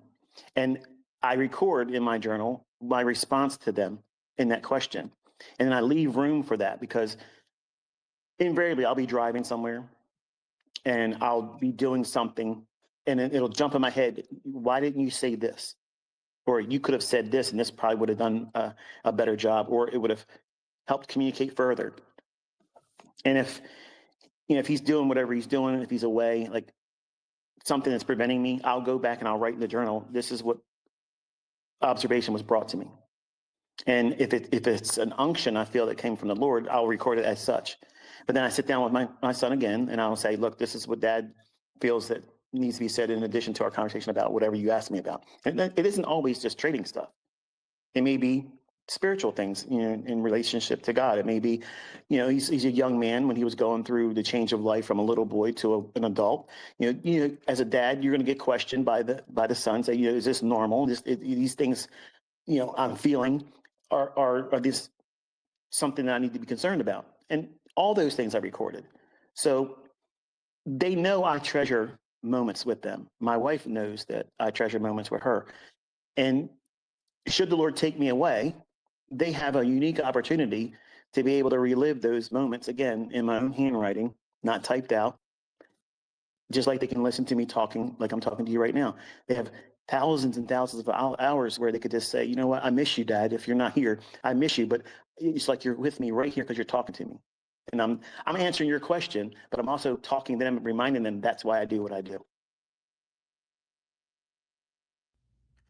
Archiving that thought for your children, it's kind of a beautiful thing. And as we get older, that becomes more and more important. The idea of journaling is also, I believe, as you get older, a way in which Michael has just described of archiving. And when you're archiving your thoughts, your feelings, your emotions, then it's a way in which you're cataloging so that you can refer back to and reference. And as we get older, as we live in the moment, oftentimes as we live in a flow state within this intuition, then you could kind of flow into a state and out of a state, and you might not have the same recall. So when you're able to utilize the pen and the paper, and within a flow state, you're able to descriptively detail the thoughts and the feelings that you're having within that moment, whether that's in regards to the charts or that's in regards to, as Michael stating, being a father. As Sam asked, I think that's a phenomenal question. As you, the listener, as you, the trader, as you, the person, some of the most powerful ways in which you can manifest what you're looking for within your own life is through journaling.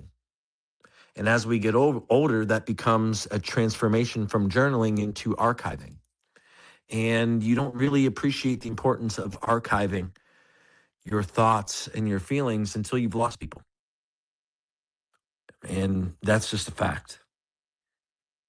Can I interject and just kind of like, my youngest gave me a question the other day because I had another supply of handmade journals. This guy from Serbia makes them for me. And they came by way of FedEx, and he was like, what's in these, Dad? And I said, they're journals. They're my new journals for the stuff I keep record of.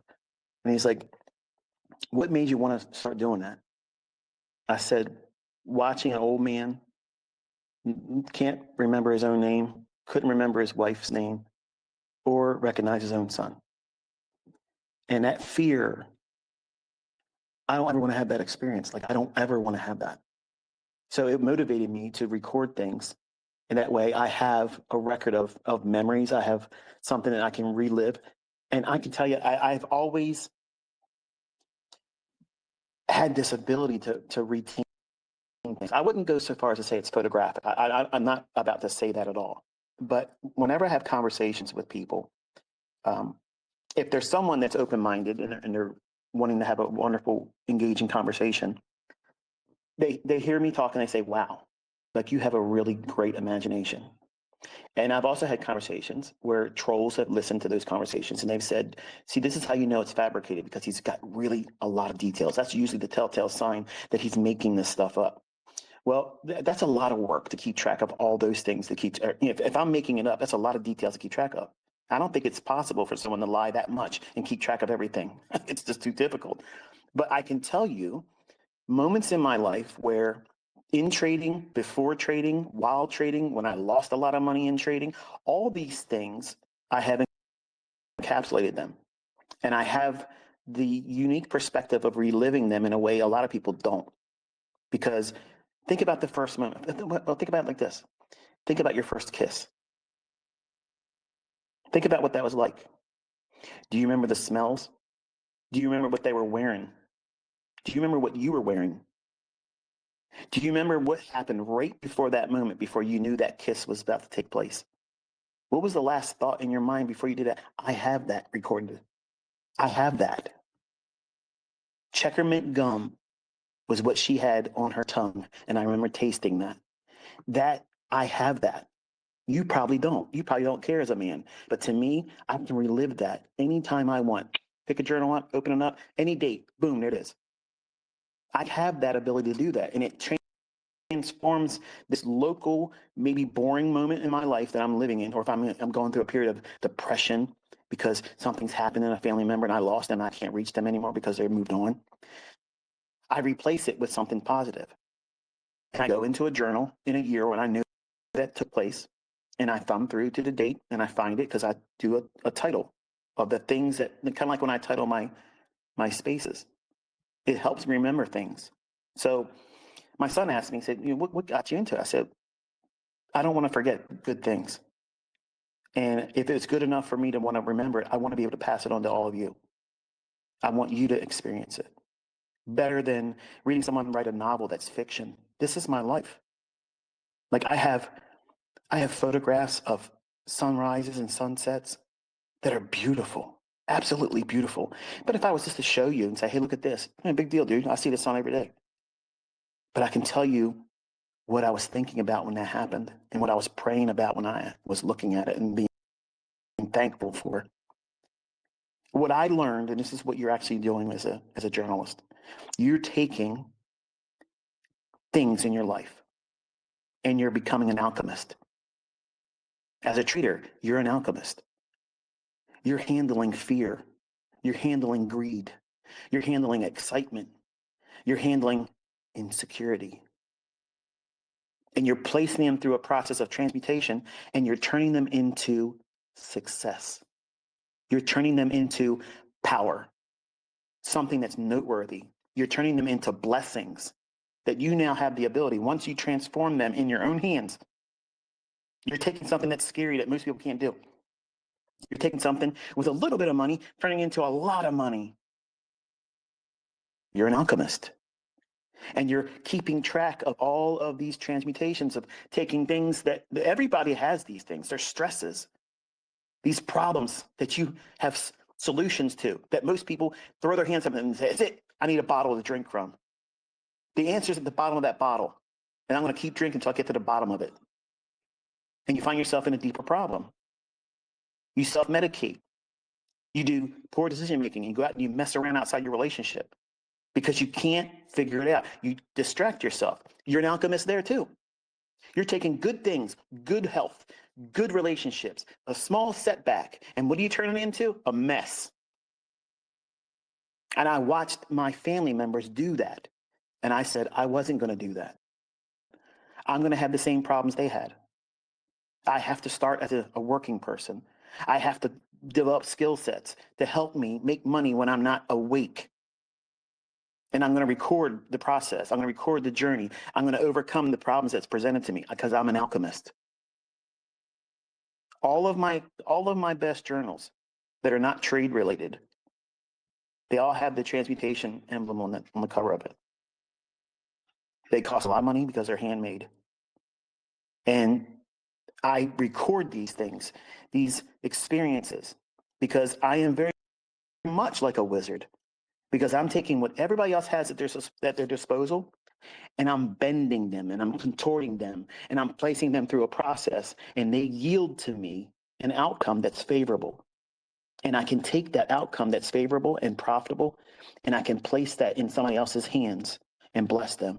It's not witchcraft. It's not sorcery. It's me being an effective human being.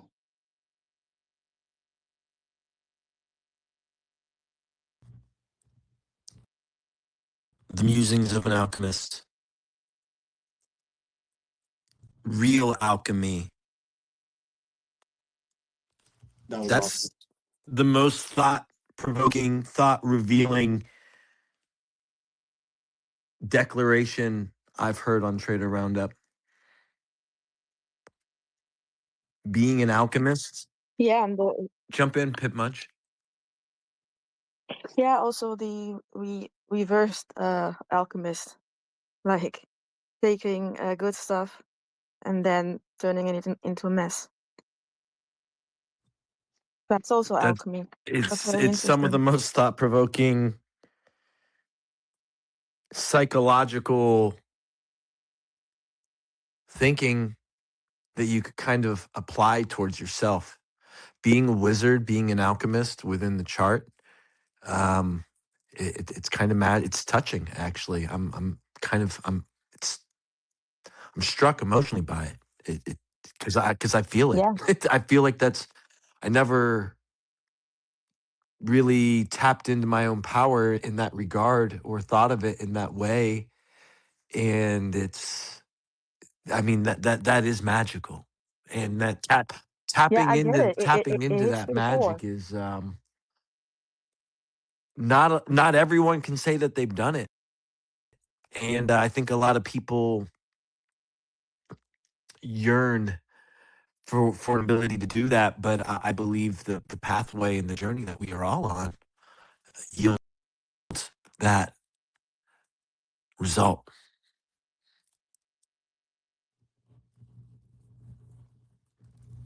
Fascinating discussion. Yeah, it hits to the core. Really, Really. really does. Wow. I'm gonna keep bringing some folks up. I got fascinating discussion. Wow. That reminded me of Anyone want to jump in? Has a speaker tag? Feel free. To me, this is profound. just what ICT said. It was nice. I loved it. It just reminded me of because I know he's a Christian. I'm not very religious, but I love the Bible and the stories it teaches. It reminded me of the story of when the master went away and he gave his workers the talents, and he asked them to multiply the talents, and that's like what we're doing here, and that's like what alchemy is. So it's not a bad thing to want to multiply your good things in life. So I agree with ICT. I thought that was awesome. The imagery of being a wizard within this realm that we live in, choosing trading as the alchemical force or foundation in which you're applying your skills, your magic, your intuition, your flow state, your ability to connect with your higher self. I believe it's really about your higher self. And I haven't found a trader yet that hasn't found some form of peace or serenity within prayer, within God, within their higher selves, whatever that is. Not everyone is the same faith or religion, but the common denominator within all of that is connecting to your higher self. And that's something I've found as a common denominator here within Trader Roundup.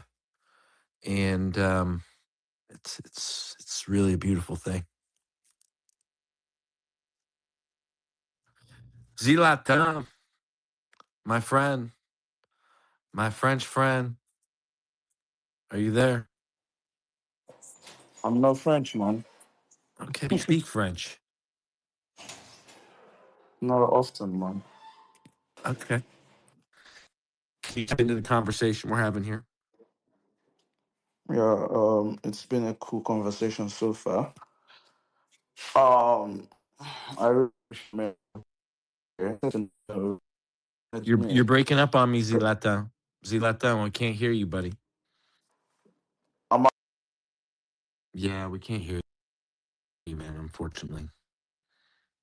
Network's bad. AM, are you there? Yo, good morning. Good morning. Good morning, buddy. I'm sorry, Zilatam. I hope you can come back on. Bad network. Go ahead, AM. Yeah, you know, it's a great conversation. It's quite funny because actually, when I first found ICT, I used to like send little clips of all this stuff to my friends, and I'll put the little wizard ball, the orb thing that they look into in the movies and TV shows and all that stuff, where they can see the future and see events. And I'm like, I don't know what this guy's doing yet, but he's doing something where he knows what's coming, and it's fascinating to me. And now to talk about alchemy and all that, it's kind of it brought me back to that core memory I had probably 3 years ago now, and I just found that quite funny. But I did have a question for ICT, and it has to do with around maybe 40 minutes ago now. You were talking about Phil and the manipulation and why you won't provide a signal service. And my question was, if there's enough individuals out there who are now trading the concepts that you've signatured, the concepts that are given to you and you've handed to us, if there's enough people trading the silver bullets or the first presenteds or any of these sorts of things, will that inherently also cause problems with the manipulation and engineering of liquidity due to so many people entering off of a silver bullet or off of a first presented and putting their stops, you know, at the low of the fair value gap or however that may be, you know? I don't think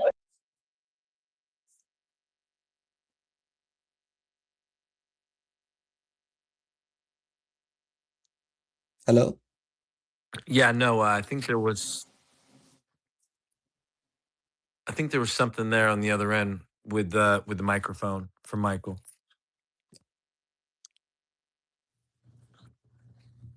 I think I heard dogs in the background. Yeah. I mean, I can't speak on behalf of Michael, but I believe we are in a market that is conscientious of what we do. So you need to be mindful of the market as the market is of you. So the concepts and the what they are will always hold true within the environment that is. It's just where and how that plays. Like even now, you could get a large range busy that then what happens after that? Days afterwards, you get inside days. What happens on inside days? Well, price doesn't have to deliver the same way algorithmically within an inside day as it would maybe on a regular day, right? So I mean, Yeah. I don't want to you guys speak on hear me. behalf of Michael, but Michael, yeah, we can hear you, buddy. Sorry about that. FedEx guy came to the door. Yeah, dude, the door, I could totally tell there was some dogs Yeah. barking there. More Soon as I turned journals? the microphone on, it was like ding, ding, and he went crazy. But to answer your question, I get this question a lot, and I'll just say this: how many times have you seen people come forward and say they watched the full playlist of 2024, 2022, 2020, whatever? They went through the full mentorship. They went through the paid mentorship. And they've proven that they don't follow the rules because they're not settling in on one thing good. Whatever it is find that one thing and stick to it. They're all chasing something new. And I have observed, and if you're really paying attention, a lot of the community is excited when something's new and brought forward and say, look at this is something, this is the thing I've been waiting for.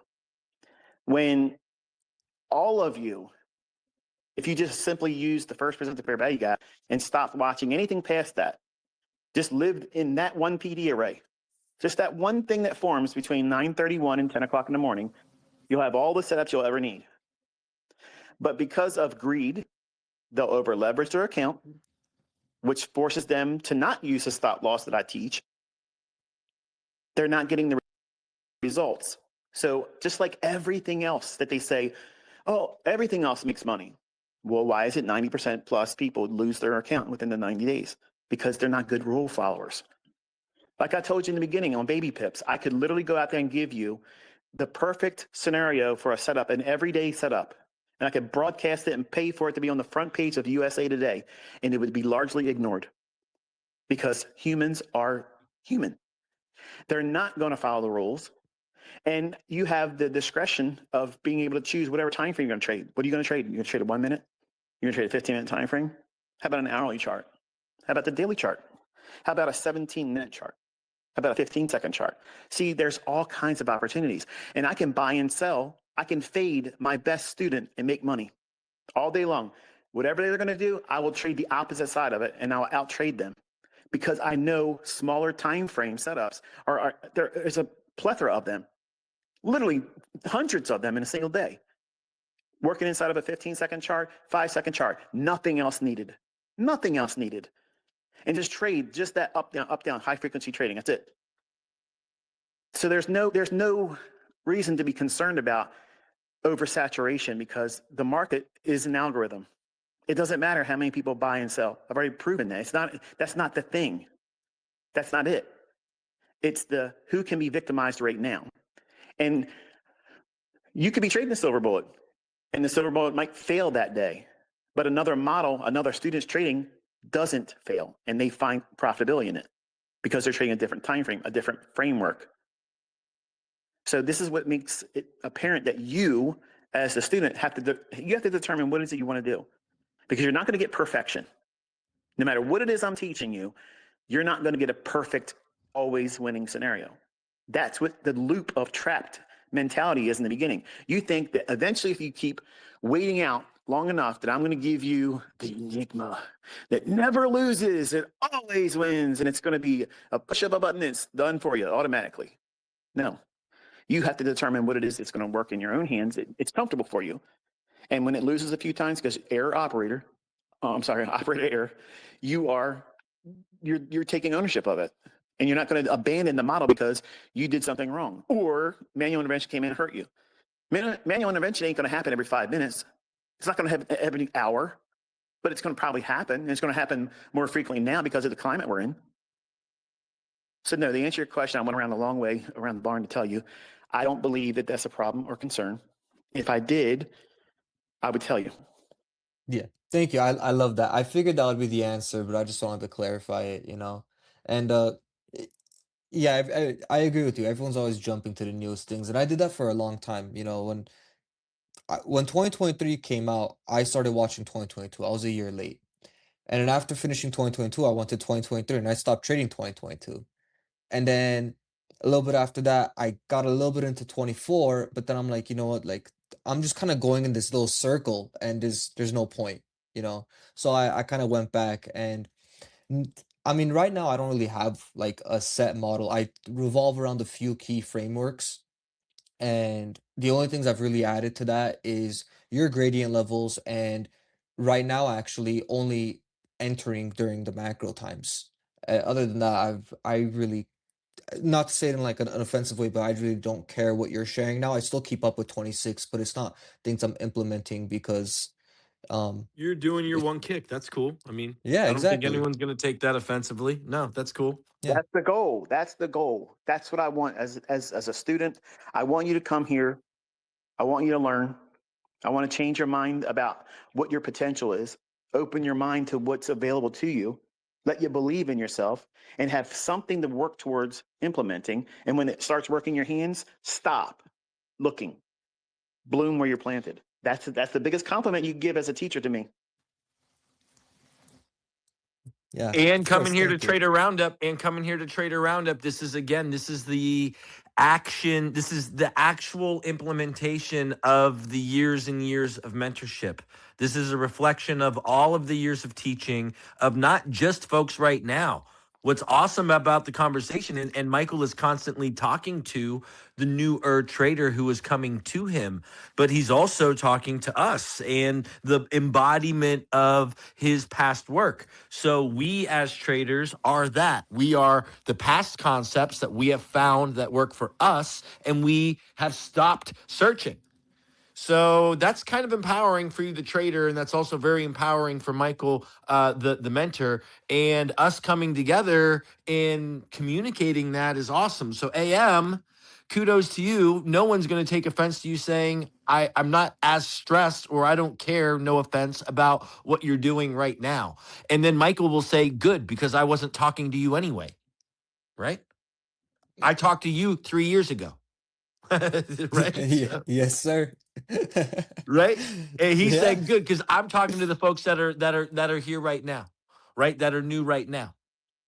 And that's really, I think, a good thing. It's not like, it's not a no offense kind of thing. It's get what you can, take what you need, and then really thrive with it. And coming back here, you're given the opportunity to do that. And whether that's like, I mean, Trader Telly's got his hand up. I know that man trades in OTE, or for a long time traded a 1 minute OTE model. How old in the mentorship are we talking about OTE here? Right? That's I ancient, but found what I it's so needed a good. long time ago, and it was with a single fib. That was it. OTE. Ancient, but it's golden. But it's, You know? if you got what you need, do you need more, right? Exactly. So Trader Telly's here. I did want to bring them up, and we have a few other folks here. I've got some new speakers coming up. Let's keep the conversation going, keep it flowing. I do see you, Zilatin. I hope that your network is better. Trader Telly, you're up. Thank you very much, Kitt. Hi, Michael. So my name is Telly. I go by Trader Telly. I've been listening to Michael since 2022. And, you know, we were talking about OTE. I started off with OTE. Well, yeah, you've been part of TRU from day one, too. You've been a day oneer here at TRU. So we'll just add that as well. Thank you. Thank you very much. And yeah, so I did the OTE thing and morphed from there to unicorn model and struggled. I remember Michael during either trader roundup or one of his lectures saying that fib traders struggle. And it got me thinking. I was like, man, okay, there's something going on here because I was struggling with that model. Not that there's anything wrong with the model, it's just something that I struggled with. And I decided to go back to the 2022 model, go and realizing that you know there's something I wasn't hearing. I'd been listening since 2022, but you know 4 years in, you think you've heard it all, and then one day you realize you've heard nothing. And then when you listen to Michael, he's talking about discipline and simplifying your model and finding your model, or rather your model finding you. What happened for me was I took off the fibs, and it was like taking off a lens. I'm shocked to hear Yeah. that, honestly. Yeah, I took off the fibs. Not that I'm completely disowning it. It's just I had to take it off like a pair of glasses so that I could see properly. And then, you know, the market just opened up to me. And what eventually happened was a simplification of my model. So my model is really trading from gaps to sides. Trading from gaps to sides. You could put that on a business card. And every other PD array, every other model, 2023, 2024, even 2025, for me is wrapped up in that simple model. I have a question related to you know the models, the unicorn model, but I'm really curious about another question that I have, which is something that I thought about at the last trader roundup that Michael spoke at, and it's simply this: after all of these years of listening and you know listening to Michael, you know, get on me and really be a tough parent, if you will, and offering that tough love. Like it took me a while to hear, and it was almost as if scales were falling from my eyes or really from my ears. and I began to hear it more and more and more, and it just transformed my life. So I'm eternally grateful. And I can only imagine how.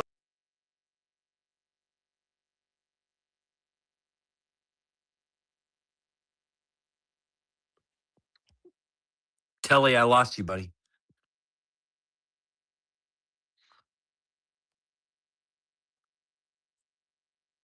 Trader Telly.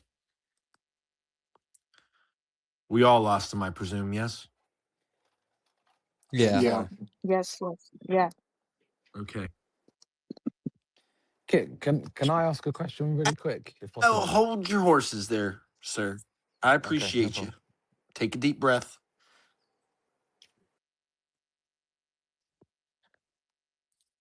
Trader Telly, are you there? You're going to have to power down, power up, buddy. There you go. Come on back up. Here, I got you. See if we can't maintain some cohesive thought here.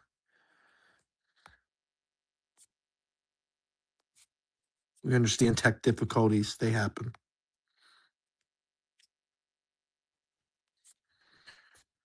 Trader Telly, your last option would be to actually leave the room and then come back, mate. So you've got a couple speaker tag sent to you there. And yeah, we'll have to break from that. Unfortunately, I was enjoying Trader Telly.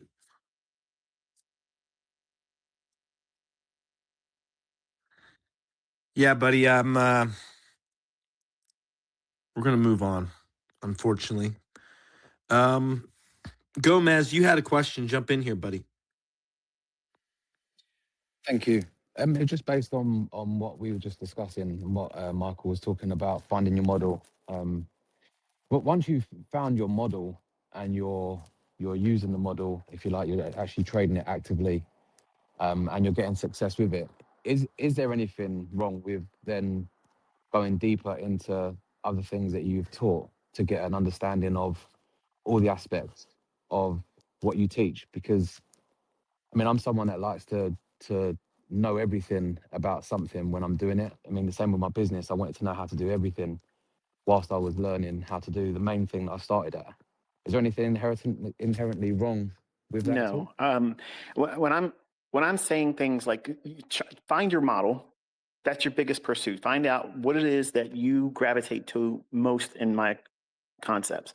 It may be an order block, maybe the breaker, whatever it is. Don't let me, because I'm talking about something new, don't let me entice you away from whatever it first grabbed your attention, because that's the first thing that's going to be, I guess, viewed easily because it's something that you gravitate to first. So your first dance, if you will, the first time out there on the dance floor, and you see all these things that are in the charts that I'm pointing at, but the one thing that you can see by yourself, unassisted, whatever that PD array is, that's the one you start with. Then build a model around that. Since we're here to try to make money, because that's really what this is all about, we can be fascinated with all my studies and stuff, and that's extracurricular, but we're here to make money.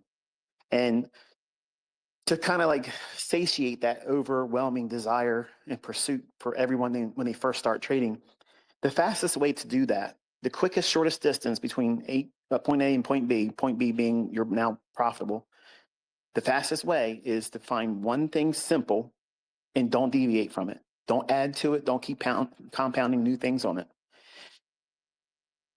Having the model and trading the model, and then exploring general market concepts, looking at how the market interprets things, holistically and as a big broad brush approach, how everything fits together.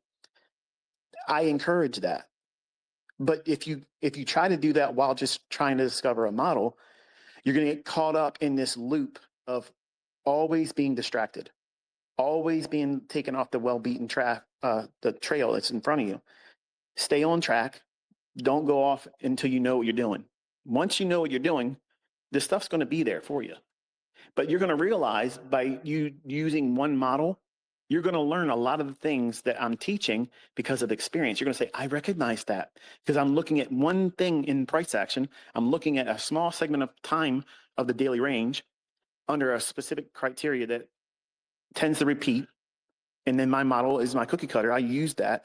And I've seen that in my trades. I've always seen this thing happen after the fact. I didn't see it at the time, but I know now looking at it, that breaker was there that I didn't care too much about. And it helped my trade. It was a backdrop to a trade that I was now in a silver bullet. I'm in trading the first presented fair value gap at 10 o'clock. And I'm using that as my model. And then I didn't realize it, but all my winning trades happen to have a bearish breaker right before that happens. So it's by default, you're going to end up having those things happen anyway. But if you get constantly caught up in trying to pursue discoveries, or you thinking somehow that it's going to make you a better trader when you don't have a model to start with, or at least trying to implementing a single model, you'll never really get anywhere except for, I know a lot of stuff in general, but I don't know how to use it. And that's generally what happens with my students for the first year. They just get caught up in all this stuff instead of saying, I'm just going to pick one thing and stick with it for a couple months. And then they have a model. Any one of my models work, but choose the simplest one that you can recognize in the beginning, bloom there for a model. And you can always add another secondary model or third model or whatever you want to do, but aim for trying to do something consistently with a rule-based idea, because that's going to be the biggest deterrent from you sticking to anything that I'm teaching or anyone else's stuff. You have to have something you're going to use. You have to discover your cookie cutter. I want to just build. I Thank just you, want to build Michael. on what Michael said right there, because as a student, your growth and evolution is, as he's stating, confluences. You're going to be able to, first you need to find your model, and then you're going to, what happens is you're going to start getting confluence 1 and confluence 2 and confluence 3. And you're going to start seeing not just singularly one concept. You're going to see a multitude of things happening simultaneously.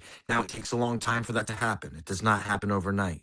But you're going to be able to see multiple confluences. You're going to get to see multiple concepts playing out. You're going to have these if-then trees of what you want to see happen. And within multiple lenses, the same thing is going to be occurring sequentially, which is going to play towards you having a stronger opinion on what will occur next. And as a trader, that can be a good thing. So what Michael's stating, and I just want to reiterate this, in your growth and evolution as a trader, first you need to find a concept that works. Secondary, as you're learning, and as I think it's a great question, how do you, why do you, what do you continue to do? You're a chef, and you're going to literally, as a chef, you're going into this market, which is the kitchen, and you have to find a way to make a very good meal based on the conditions, the ingredients that you have, and your know-how and ability to utilize the concepts, your ability to cook in that kitchen. Everyone's going to be different. It's going to be the decisions you're made with the ingredients you have at hand. Sometimes you can have the ingredients in hand and be like, fuck this market. I don't want to trade it. And that's your prerogative. If you want to know the truth, that's kind of how I felt of late with a lot of it. And it's like, well, it's going to get better here soon. We got OPEX 1, OPEX 2, OPEX 3. We'll see. We'll keep going here. We'll get one of these. We'll flew it up here, but it has been tight, has been tough. And if you're not like, hey, yeah, I'm taking these A+ trades every day, I'm crushing it, it's okay. I mean, it's okay. The concepts do work, though, and there are folks that are doing well. So it's about you aligning with yourself, first and foremost. Joe Trades, you got your hands up. Hey, Kitt. Hi, everyone. Joe Trades, do me a favor. I love you and appreciate you. I want to go back to Trader Telly to see, if you don't mind, quickly. Yeah, I it's want to no pick up problem at all. back to him, and I want to come back to you just to give Telly an opportunity one more time. So I apologize. Telly, are you there? No worries. Yes, I am. And yeah, I got knocked off. And I don't know what was the last thing you heard, but my question was really hitting at the deeper meaning behind being mentored by ICT. and it is really, he comes down hard on his traders.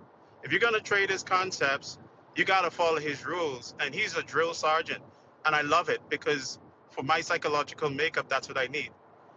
And he has impacted so many people in the world who've been transformed and have reached, I guess, a level of um, heaven or nirvana, just discovering that the concepts work and that I can work them as a trader. That's a lot of disruption in the life of an individual. And my question to Michael was, well, what gives him the nerve to, and this is the best question Yeah. from it is my highest compliment as a question. What gives him the nerve of people in the way that he does? No, wait, you broke up one more time. Go ahead and ask it one more time, buddy. Pretty please. What gives him the nerve to disrupt the lives of folks in the way that he does? What's motivating that? What's driving that? Because nobody else is doing it in the way that he is doing it, and no one else has the authority to do it in the way that he does.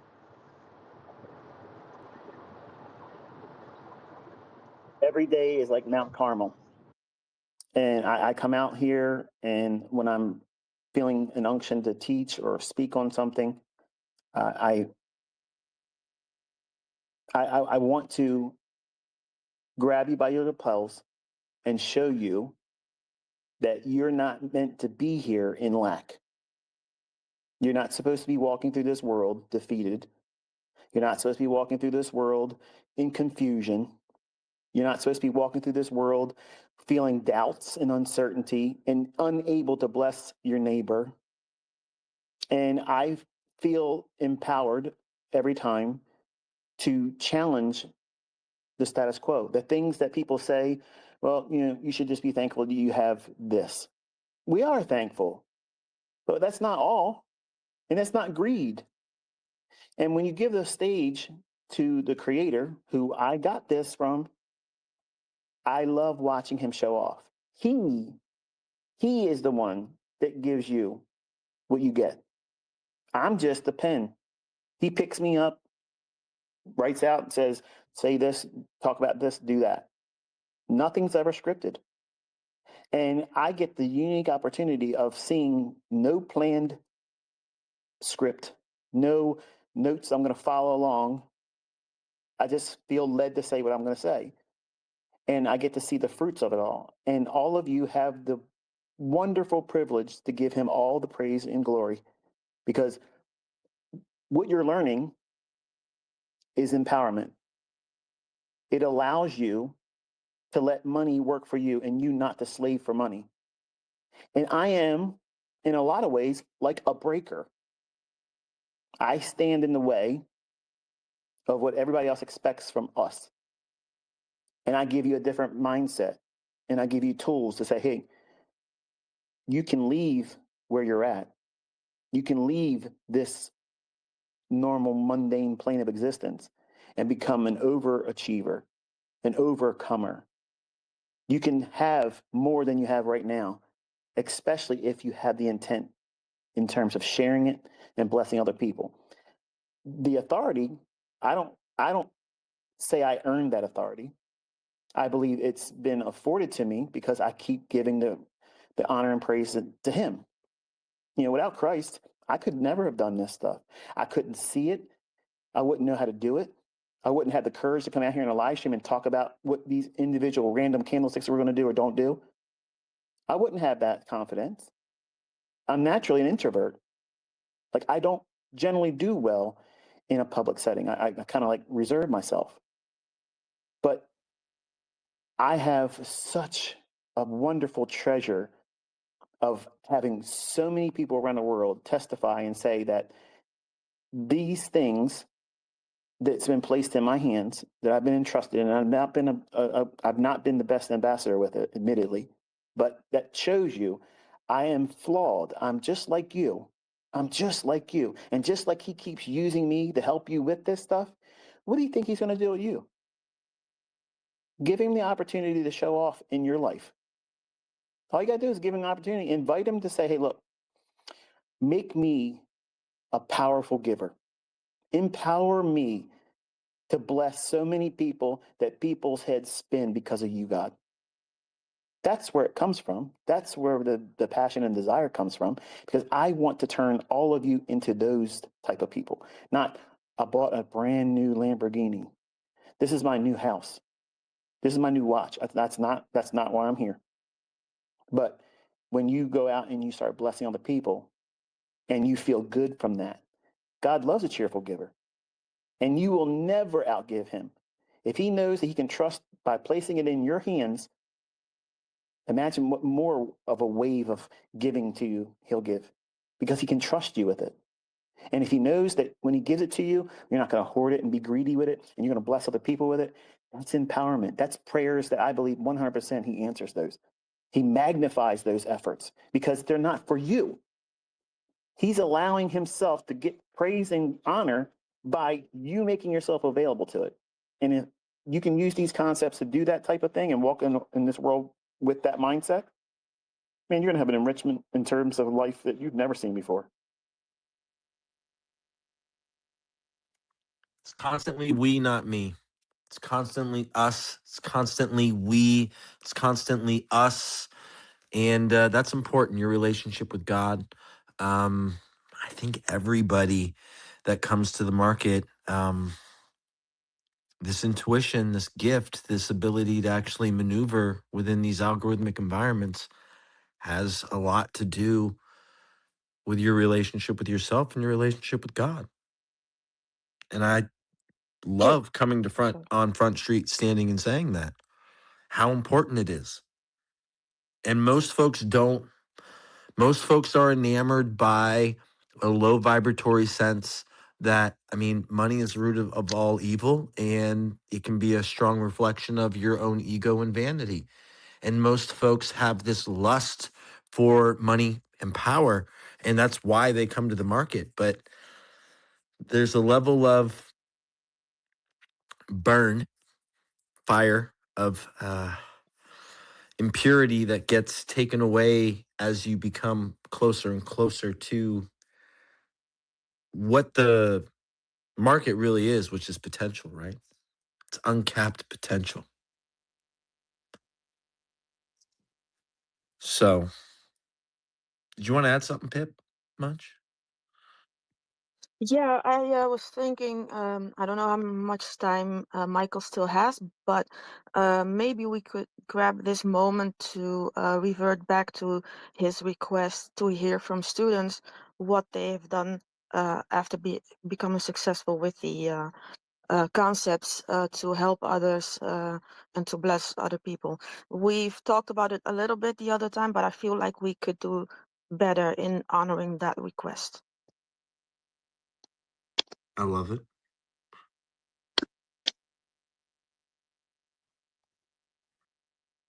Marcus, you there, buddy? Yo, what's up? How's it going? Pretty good, man. Pretty good. Jump in here. All right, so I'll just follow protocol real quick. My name is DeMarcus. I'm 28. I'm from Louisiana. I started trading 6 years ago in 2020. And I was profitable in the beginning with retail concepts, then merged over to start learning ICT's concepts in like 2021, early 2022.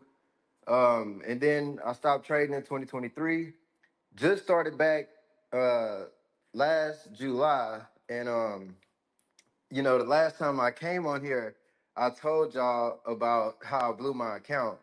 Um, I'll give y'all the update on that, but I'll tell y'all the way I use ICT's concepts. I like the opening range. I like to use the first presented fair value gap, and trying to either catch the trade to that 50% of the range if it's a big range, or just use that to see how price is going to play into it, leading into that first macro, and seeing if it fits with whatever narrative or bias. And can y'all hear me still? I'm sorry, I just had a phone call coming in. We can hear you, buddy. It's all good. All right. Yep. So thank you. So I used those concepts, right? And I was trading futures, but I just merged over and started trading options not too long ago. And so I'm tracking NASDAQ and trading QQQ. And I'm also uh tracking the Russell and I'm trading IWM. And to give y'all, I mean, I'm using and also I'm using the new week opening gaps because the ETFs they like to play off of that a lot. The new day opening gaps. Uh, I like to mark Advanced up. gap theory, then, in other words, right? Yeah, and with those quadrants, bro. Oh man, it's that is real technical science. Um, and I like to mark up the Asian range. It's something that I first started doing when I learned ICT's concepts. I used to trade the euro back in London, and I would mark up the Asian range and just catch that London setup. And now I keep marking that up just to see how price played out through there in London, and then use that liquidity to see what New York gonna do. But to give y'all an update, man, I've been able to recover, and all praises to God. I don't know if y'all can hear the echo, but I'm in this new house. I mean, it's not a new house, but my first house by myself that I just got in. And what I've been able to do, um, I've been able to use the profits that I was making, because the day I moved in the house on the 16th, I didn't get paid from work until like that Thursday. So I moved in on the Monday, didn't get paid till like that Thursday. I was able to use money that I made from trading to pay for like just all kind of essential stuff in the house. And it's only a couple $100, but Hey, it good for you, buddy. Good for it you.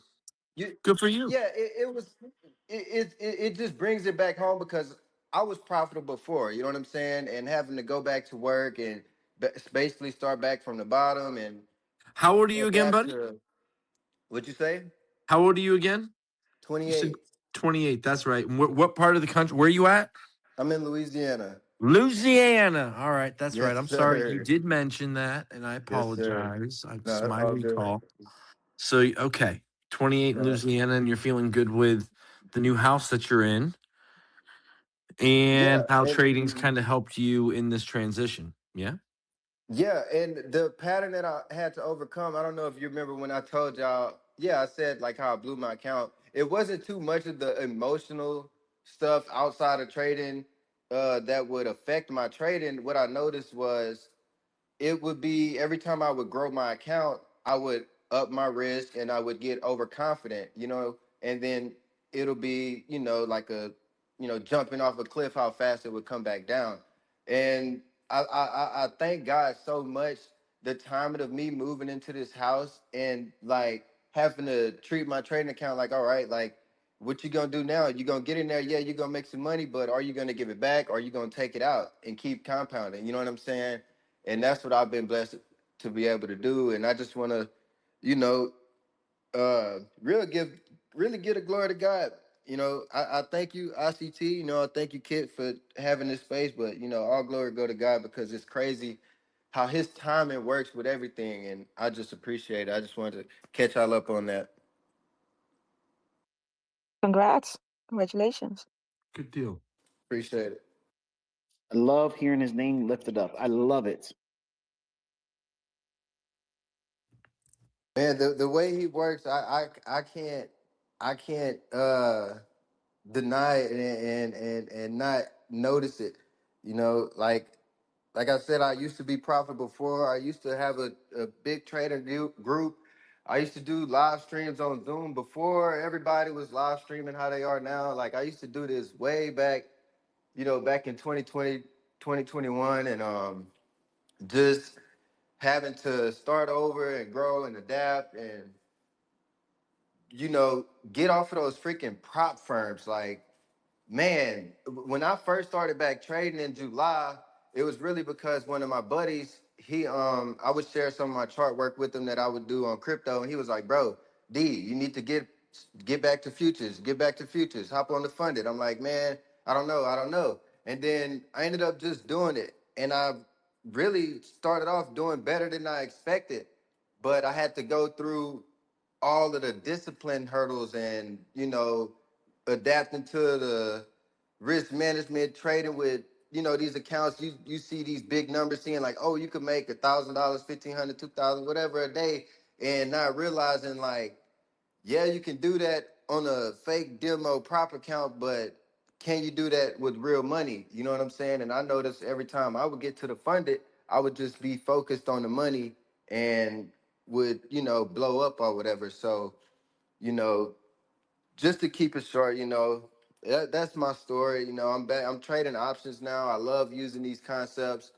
I like to see how price sweeps the previous day low, previous high low, purge and revert. Just classic 22 model. Yeah, I love it. And I'm excited, man. I appreciate y'all. I love what y'all doing here. I'm here. I'm showing up. Let's eat, man. Praise God. All right. I love it. Good deal, buddy. I love your excitement. We got a few other folks here. I appreciate you. We got Greenhorn, I know was in my DMs. I know Finstock, spoken briefly with him as well. Alterity as well. Michael, how much time do we have? Just curiosity. 2:15. We're good. All right. Good deal. Good deal. We'll jump in. Finstock, Greenhorn, Zlatan, I see your hand up. We'll get to you momentarily as well. I see you as well, Joe Trades. I see you. Joe Trades, we'll have you go first since you were patiently waiting. And we'll jump over to Finstock. And did Tully finish? I'm curious. I'm done. Thank you. That was amazing. I All right. was brought to tears. Beautiful. Joe Trades, you're up next. Hello, Kitt. Hello, Michael. Hello, everyone. I'm gonna follow the protocol. My name is Joe. I'm from Morocco. I'm 22 years of age, and I engage with the market with the opening range gap targeting the 50% of it and using the first preference for value gap. You hear me, Kitt? Yes, sir. Thank you so much. I appreciate that. How would you like to tap in today? Yeah, I just wanna get advice from Michael because like of what happens like this week.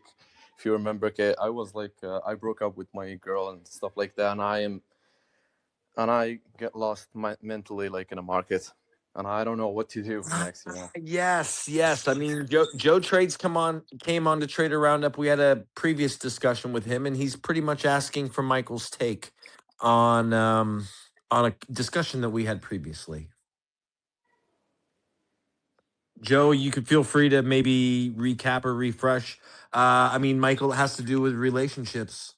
I mean, it's a legit question, and he's tapping in and asking your thoughts and 2 cents. So. It's a breakup or just an ongoing relationship that's toxic. I didn't get what it was. I'm sorry. Yeah, Joe, provide a little bit more detail for Michael, Yeah, a little bit more absolutely. context, pretty please. Yeah, absolutely. So I was with this girl for like about like 2 years now, and I was like thinking about, we were thinking about getting married and stuff like that. So recently I got a job like three months ago, and I am trading at the meantime. So I work during the night, I trade during the day. So she said, you don't have enough time for me, so like it's just trading or me. And she put me in that situation, which is like I have to like choose one of like the two. I didn't say yes, I didn't say no. So she said, I'm not gonna be with you like anymore. So yeah, and I went to the market. This was like Sunday night. On the next day, it was like Monday. So I went to the market, I blew all my accounts, and since then, like it was like only losing after losing. Well, I've done some series on my YouTube channel on these types of topics, but I will tell you this: it's very difficult to manage family. It's very difficult to manage relationships because the market is a cruel lover. And if you have an ongoing relationship prior to wanting to learn how to trade, you're going to see competition between who you're with and that strong tug of war of wanting to get close to what these candlesticks are doing. They're like sirens, okay? They're going to sing to you. They're going to lure you into the deep waters to drown you if you let them. And you have to make boundaries. You have to establish that. Otherwise, you're not really respecting who you're with. And in the beginning, you get drunk with the idea that, hey, look, if I work really hard and show them efforts being rewarded, they'll get it. They'll understand. And I can tell you that that doesn't work like that. It doesn't matter how much money they see you make. It never matters, because they want you available. They want you to be aware that they have the precedence over everything else. Like, it's the relationship and then trading too. But trading is secondary. And it's very difficult to manage that. I failed miserably in it. Like, I did not do a good job as a dad doing it. I did not do a good job as a husband. I didn't do a good job as an employee. Like, I did all those things that I tell you, don't do it this way, because I paid prices that were too high. But I'll say this, now that you found yourself in the situation, trading is not going to fix that pain. It doesn't matter how much money you make. It isn't going to fix that pain. It isn't going to make the regret, if you have any, go away. It doesn't make her come back. If she made the decision to go away, then you have to respect that. If she's yours, she'll come back. And it won't matter if you're trading or not. Maybe, time away from each other and you still working on yourself, not just in trading, but also in time management, life management skills. You have to find a way. You sound like you're a young guy. I think that having, an awareness of being a better manager of time, which I also did a series on as well, you will become more effective, not only as a trader, but you'll be more effective as a family member, a spouse, a significant other, a husband, and if you're a woman, the same thing for you. Just because it happens to other people and it hasn't happened to you yet, it's real easy to dismiss this stuff. I get a lot of people, if I talk about these types of things, the comment section was always like littered with, bro, this, nobody cares about your opinion about this. And that's somebody that's still washing dishes somewhere. Okay. That's somebody that's not really doing anything in life. Okay. They're probably still living at home and they have a video game mindset mentality.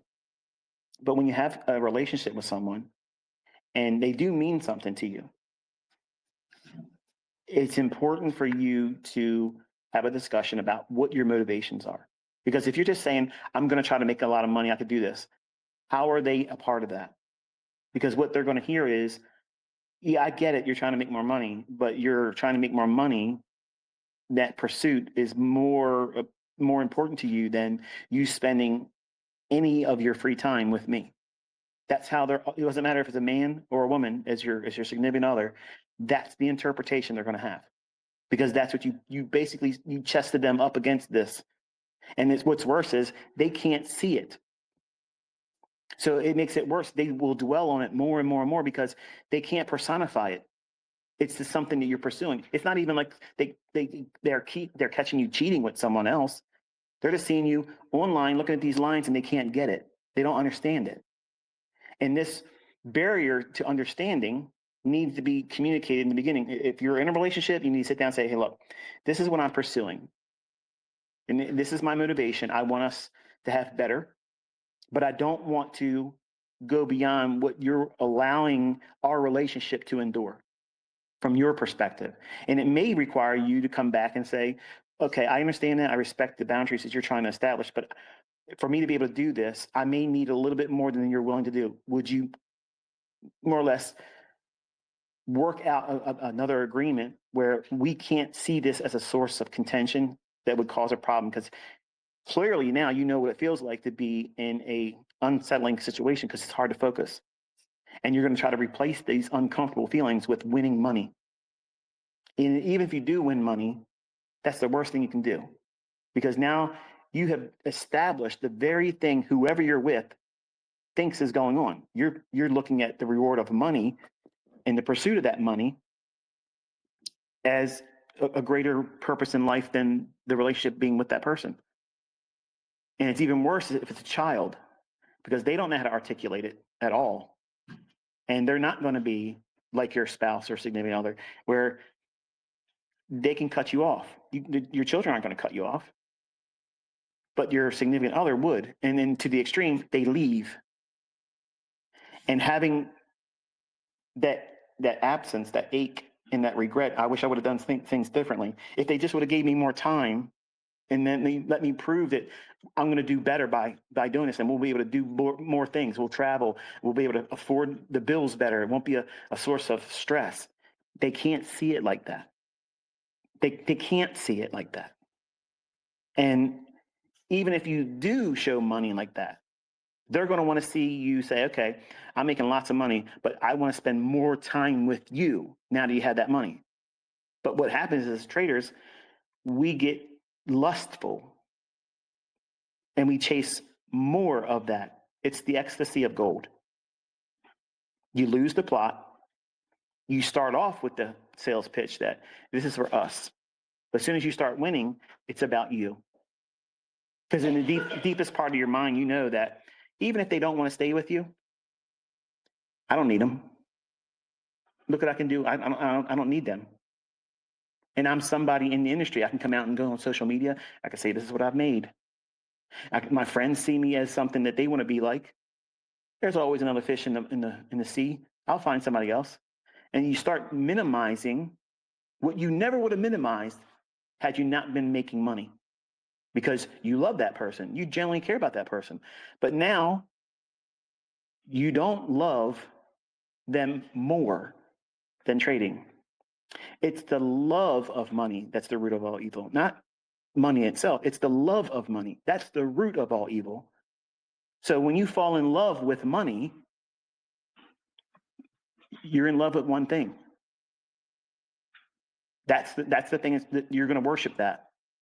Everything about your life is going to be that. It's going to be your God. It's going to be your mistress. It's going to be your lover, your best friend. You're going to pour everything into it. You're going to bring everything to it as well. Your hopes, your dreams, your fears. And you're going to lay everything at its altar. And you're going to lay down everything in your life to make it happy. Because you want more of that. Because you have falsely attributed that success in making money is who you are. And that person you're with is never going to see you that way. But you start building this false image of yourself and you start pursuing it. You start building it up and building it up, more foundation, establishing something that is not true. And you build a lie that you start believing. And you blame the people you're with because they can't see you as that person when you're really not that person. These markets are like scrying mirrors. That means it's like a black bowl and you're staring into it. And you're going to see what you want to see. You're going to cast a vision of yourself. And if you're fearful and you're undisciplined, you're going to see an unprofitable losing trader, and it's going to materialize and manifest itself. If you're a rule-based trader and you see yourself following a model that's proven itself, and you are a worthwhile person to be with in a relationship, you're going to balance your time. I can only look at these markets an hour a day in trading because my relationship has boundaries on it right now. And then at the end of the day, I can have 15, 20 minutes of recap and note taking, and that's it. And they know when I'm doing it. They know when I sit down in front of this computer that I'm going to put it down because it's their time and they get the majority of it. And you will keep your life balanced. A balanced life is important because if it's imbalanced, it doesn't matter what you learn from me or anyone else. It doesn't matter because all it takes is one small little thing to enter into your subconscious, some fear, some doubt, some concern, I better spend more time. I could see that look on their face and they're letting me know, but they haven't said it, but you see it. But then as soon as you're looking at these charts, boom, play the romantic music again. It's like seeing, the dream lover enter the room. Oh, it's all about them. And that's what they see. They see us in love with something that's not personified by anything. So it's even harder for them to reconcile that. And because they don't understand it and they can't understand your passion, your faith in a future self, they don't see it, they can't see it. And you don't really believe it yet either because you're trying to flesh it out. it makes it very difficult to overcome that. So I just know by the pain and suffering I caused myself and my own personal family, the hardships and the vacancy I created, I can only tell you what I learned from it, but I can't tell you how to do it yourself. You just got to be mindful of what they're willing to endure. Be open about it in a conversation, so that way they can't be mad at you because you sat down with them. And if it needs to be revisited and you have to augment the times that you spend doing it, then you revisit it. But if they're going to be unwilling to do it, then you have to bring that up to them and say, look, I really see this as an opportunity. And if you're saying I can't do this, you're going to have to find some kind of flexibility here, because I can't abandon it entirely. And it would be unreasonable for anyone as a spouse to say you can't do any of this while trying to learn something. It's like saying you can't go to college, you can't go to trade school, you can't do a better job, can't take another higher paying job because it doesn't fit my expectation of you. So it's not an easy thing to answer, and I don't really have the answers for it. But I can just tell you that I went through that stuff, and I wish I would have did things differently. And the way I would have done it differently is what I said in those videos on YouTube. Thank you so much, Michael. Thank you so much for your past, experiences and all that. Thank you so much. I'm gonna deal with this more, and I'm gonna take some time off the market just to rethink about this and find the solution. I will say this: if any of you are honest with whoever you're with, and you tell them what your hopes and dreams are, and you're including them along the way, and you're accountable to them, say, this is what I'm trying to do, and this is my goal for right now, and I want you to see what I'm trying to do. If you do that and they genuinely love you, they're going to encourage you along the way, even if you fall back a little bit. But you're involving them, you're bringing them along on the journey. They're not going to punish you if you do it wrong. They're going to encourage you, and you're going to need that. But think about it as a man. When I was with my wife in the beginning, I told her, I said, listen, you're going to see things that aren't going to make any sense. You're going to think, we're running some kind of a drug thing going on. You're going to see a lot of money, and it ain't going to make any sense to you how it's happening. But trust me, it's 100% legal. It's 100% up and up. And she goes, yeah, I'll believe when I see it. Because I didn't let her see any of that yet in the beginning. I didn't let her see it. But she said it, and I could tell you the first time she said that, it kicked me in the balls. I was like, what? Here, I love this woman. And then she tells me, yeah, I believe what you're saying is I can't do it. Like, you're saying I can't do that? But because she came from a very modest upbringing, those kind of numbers made no sense to her. It made zero sense to her at all. And you have to be reminded that the average person doesn't think like we do as traders. They don't see things like we do. They don't see these lines, and then somehow through transmutation, they become dollar bills that can be spent on groceries. They don't see that. They can't see how that change of a state into another state of useful commodity, currency, money, being able to buy the groceries with these little squiggly lines on the chart. They can't grasp that. And you have to be very forgiving and patient with them, because unless they're going to pursue it with you, which I think is a wonderful opportunity, but they got to be on the same page. You both have to be on the same page. And if it's going to be because you want to have a better life together with them, you have to be honest, open, and 100% upfront about what you're going to have to go through. And if they love you, they'll encourage you. If they don't encourage you, that shows you a lot. And maybe that person you're trying to force a relationship through maybe isn't the best one for you.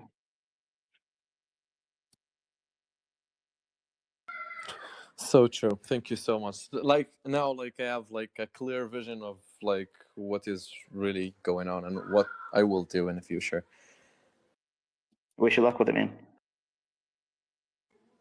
Thank you so much, Michael. And I do have one question left, and it's a little bit personal question. And a year ago, I met some people from they are working at JP Morgan Chase, and I don't know, this man he hates you a lot, and he claims that he met you 10 years ago in California, and he said like he is like he was Stop. talking about. He's Stop. I have never set foot in California. I've never been to California. I've never met anyone face to face from JP Morgan. All these people that talk about me, they're talking out their ass. They literally have no idea who the fuck they're talking about. I don't know these people. I could care less what their opinion is about me. But as soon as, like, there's this thing that's passed around on the internet saying that I supposedly defrauded people with student loans in California. If you look at the dates of when that person was born in mine, I'm not the same person. I've never been in California. I've never dealt with financial aid through schools or colleges or any kind of thing like that. I've never done anything like that. I'm not the only Michael Huddleston on the earth. And I've never, not one fucking time ever, talked to anybody face to face from JP Morgan. So whoever's telling you that is a bold-faced bullshit liar. But go on, I'd like to hear the rest of it just for fun.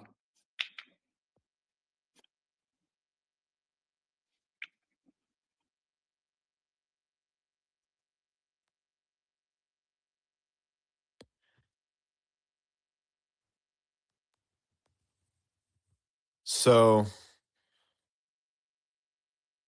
yeah, I don't know where you're trying to go with that, Joe Trades, but you know, I'm just like I saw a lot of people talking about that, and there's not a lot of people talking about that, and I don't know what you're really saying. So he sent me those things, like they claims that Okay. ICT is a fraud and stuff like that. And I Okay. told him it's not, and I have the conversation. Okay. And your point. Why are you trying to No. justify what you're saying Kitt. here? I know it fires me up, Michael. I don't know I know, what but he's there's saying. a lot of people that will listen to Okay. this. All right. And Okay. Fair it's gonna enough. sound like Fair enough. we're trying to sweep something under the rug. I'm not trying to sweep Say what anything. you're I gonna get say. fired up over this bullshit's what I do. But go ahead. Go ahead, Joe. I want to hear what you were going to present. Let everybody else hear it too. Yeah, I just want to let everybody knows that this is bullshit. To be honest with you. What was it specifically? Was it what I said? What you were going to say? No, like what he actually said. That guy from that company, he was trying to to convince me that this is the truth and all that. And I told him there's a lot of people they actually believe in that, and I just want everybody to know that this is all bullshit, and you never take money from people and stuff like that. What was the thing that he was trying to say I did? He said he said Michael is a fraud, and he has multiple cases with students and stuff like that, and he was sending me links to it, and No, never happened. Absolutely not. Yeah, thank you so much. I just when he showed me there's a small community is in and stuff like that, and they all believe in that. I just want people to believe that this is just a bullshit, and this is you talking about this. Here's the common denominator. Okay, what I teach literally is an uncomfortable conversation for everybody else because I'm for free.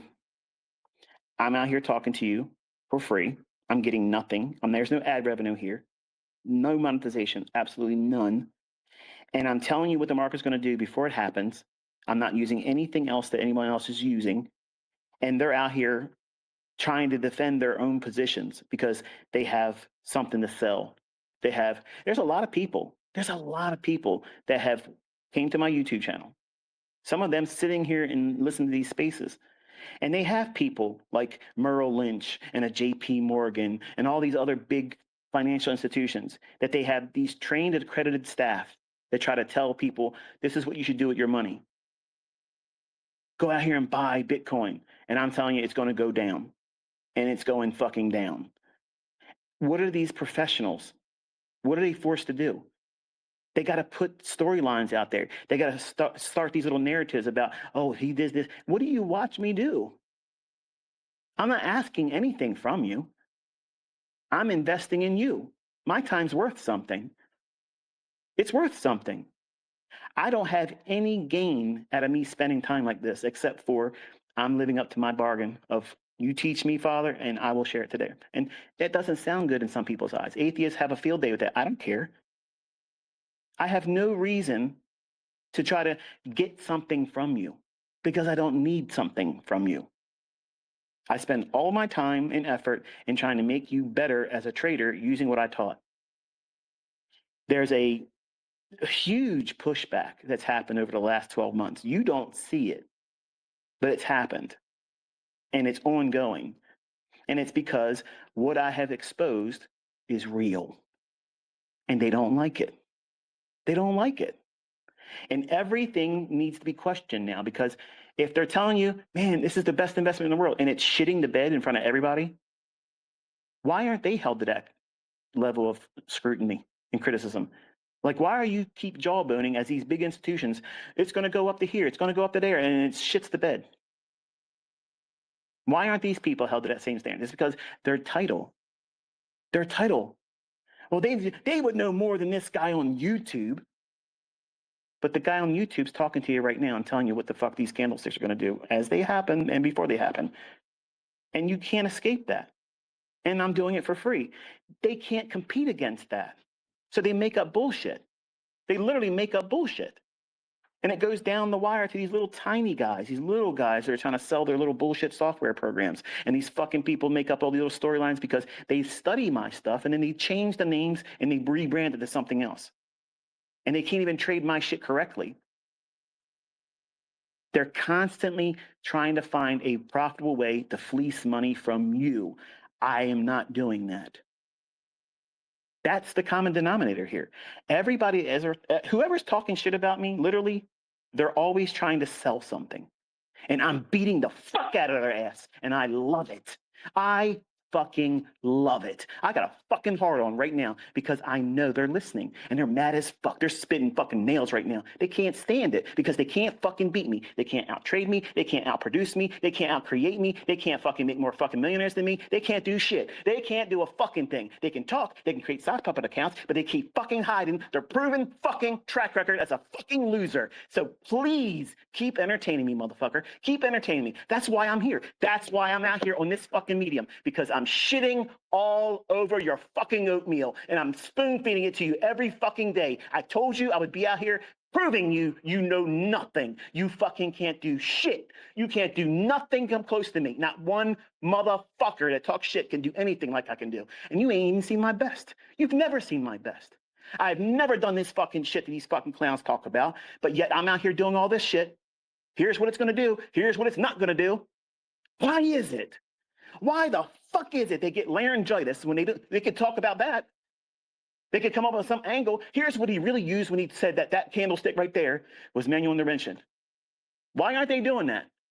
Why aren't they telling you what I use when the shit's working perfectly? Because they can't. They can't even do it in hindsight, explain it. So please, let them entertain me. It doesn't hurt my fucking feelings. I'm waiting for a new fucking spin on bullshit because it's the same old tired stuff. It's same old tired shit. It never fucking has any legs. It never gets anywhere. It makes me smile. It makes me fucking laugh because I know I'm hurting them because they can't do what they want to do, which is hurt you financially. They want to take something from you. They want to pick your fucking pockets.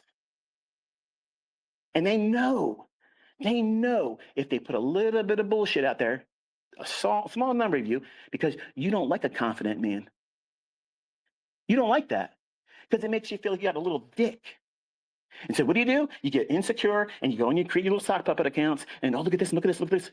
Yeah, look at this, motherfucker. Every fucking day, here's what it's going to do. Here's what it's not going to do. Come on now. All you have to do is judge me by the fruit. What do you see me calling? What do you see me explaining? What do you see me teaching? There ain't nobody out there told you that silver was going to fold like that but me. And why it was going to happen. These same institutions, okay, these same bullshit liars, they're the same ones that are in trouble all the time for getting themselves into financial fucking trouble for fucking fraud, spoofing fucking markets. Here I am, I'm just giving you an opinion, and you get to judge me on the outcome of that for free. Why is it that I have 40,000 new people following me every single fucking month? They wouldn't keep coming back. They would not keep coming fucking back. If I was talking out my ass and the shit didn't work, none of you would be here listening to me. You would say, bullshit, motherfucker. You're wrong here. You're wrong here. You're wrong here. But yet the common denominator is that social media and the majority of the users have the attention span of a fucking gnat. They have no discernment. They can't even see what the hell's going on in front of them. And they are so weak. They're such pussies. They're afraid that somebody would come at them like they come at me. Why aren't I hiding? Why do I have an account out here on fucking, everybody can talk to me. Bring your bullshit. Bring it. Please let me fucking entertain the entire fucking world. But it's nothing. It just falls short all the time because they know that all of you, if you do your own due diligence and study what I'm talking about and watch what I'm saying, you're going to see it really is in existence. It works. I know what I'm talking about. And there's no competition. There's zero competition. But so many of these individuals that come here, they see one thing that's made the fuck up. It's all fucking fiction. And that in and of itself takes them right to the pursuit of doing better. And they rob themselves of the opportunity that's afforded to them for fucking free. It costs nothing. Just a couple fucking weeks. See if there's any validity to this stuff. That's ironclad. You can discover on your own whether this shit is made up or not. And yet so many fucking people subscribe to the opinions of others because, well, if they're that opinionated and that strong opinion is coming out of their social media, or if they made a video, it must be fucking true. When it's not. None of it's fucking true.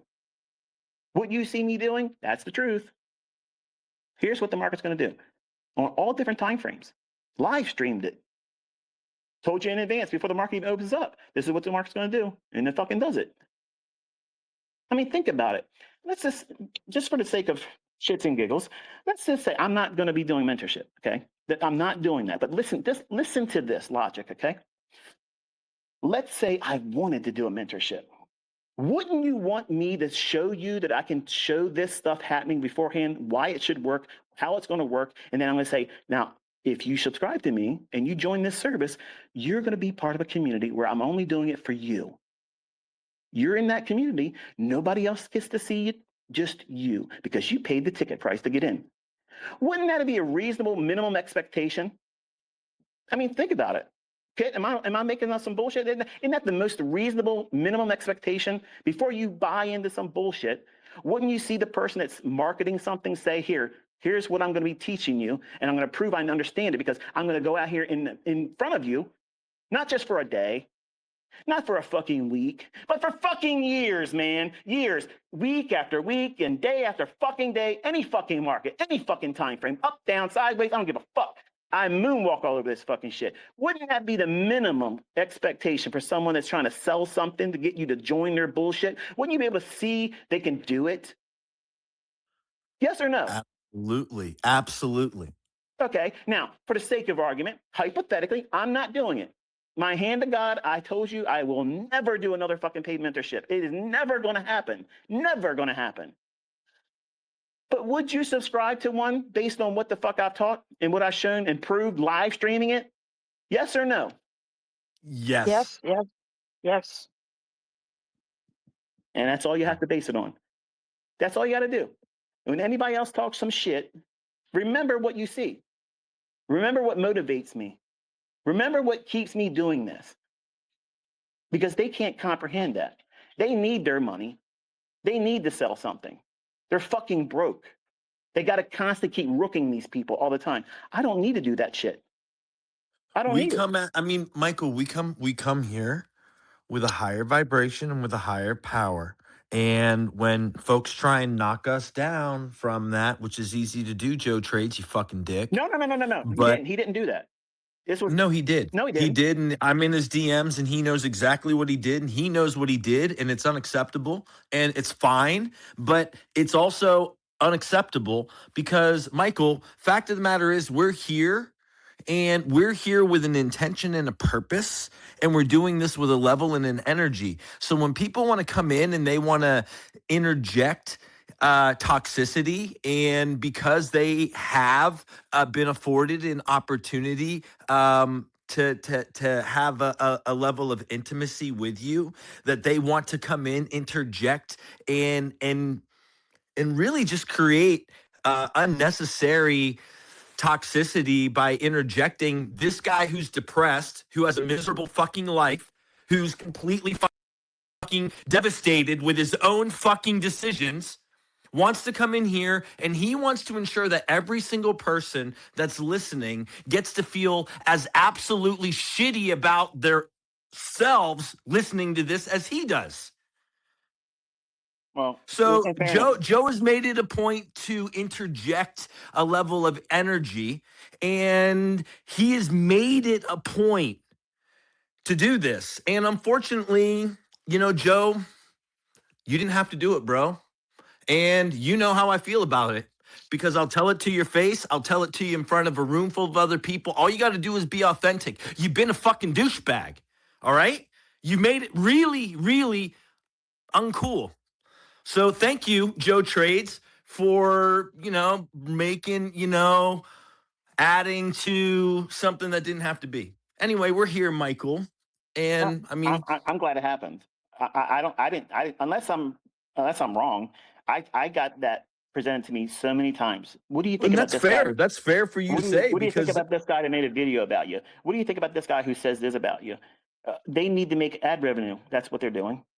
And bullshit sells. Bullshit sells. You're right. And in my opinion, we operate at a much higher vibration just within the room and how we conduct the space, and within the opportunity for people within this being a free forum, and where and how we afford people an opportunity to interject and to bring their energy to the room. Then that's what we got, right? That's what we got today. So I am not afraid of anybody asking me anything. nor I'm not should you afraid of be, it. Michael. And Okay. I wholeheartedly agree with you for saying and stating everything that you're saying, because you do constantly get attacked. And when you reach a certain level of impact, then you're going to constantly get attacked. And I want to celebrate you for the ability to impact as many people as you do positively. I want to celebrate you and our time together for our ability to raise God's name up high. Any of these haters and naysayers and low vibration folks that want to, grab a mic and insert this bullshit, because you're right, it's nothing but bullshit.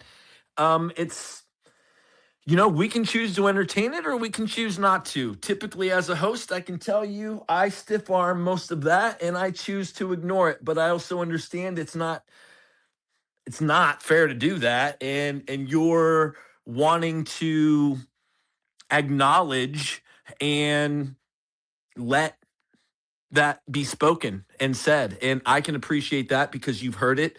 But then also, as the host, I like to try to curate the energy, right? So I try my best to ensure that Joe Trades can't do what he chose to do today, and there's no excuse for it, and there's no apologies needed, and you did it, and you got to own it, and your miserable life is a reflection within today's conversation. So, and it's been through previous conversations very empathetically, and you've made it a point to shit on me and everyone else. So it is what it is, and it'll be what it'll be. So We're alchemists, Kitt. We're alchemists. you're right. They You're give us right. shit and they turn it to gold.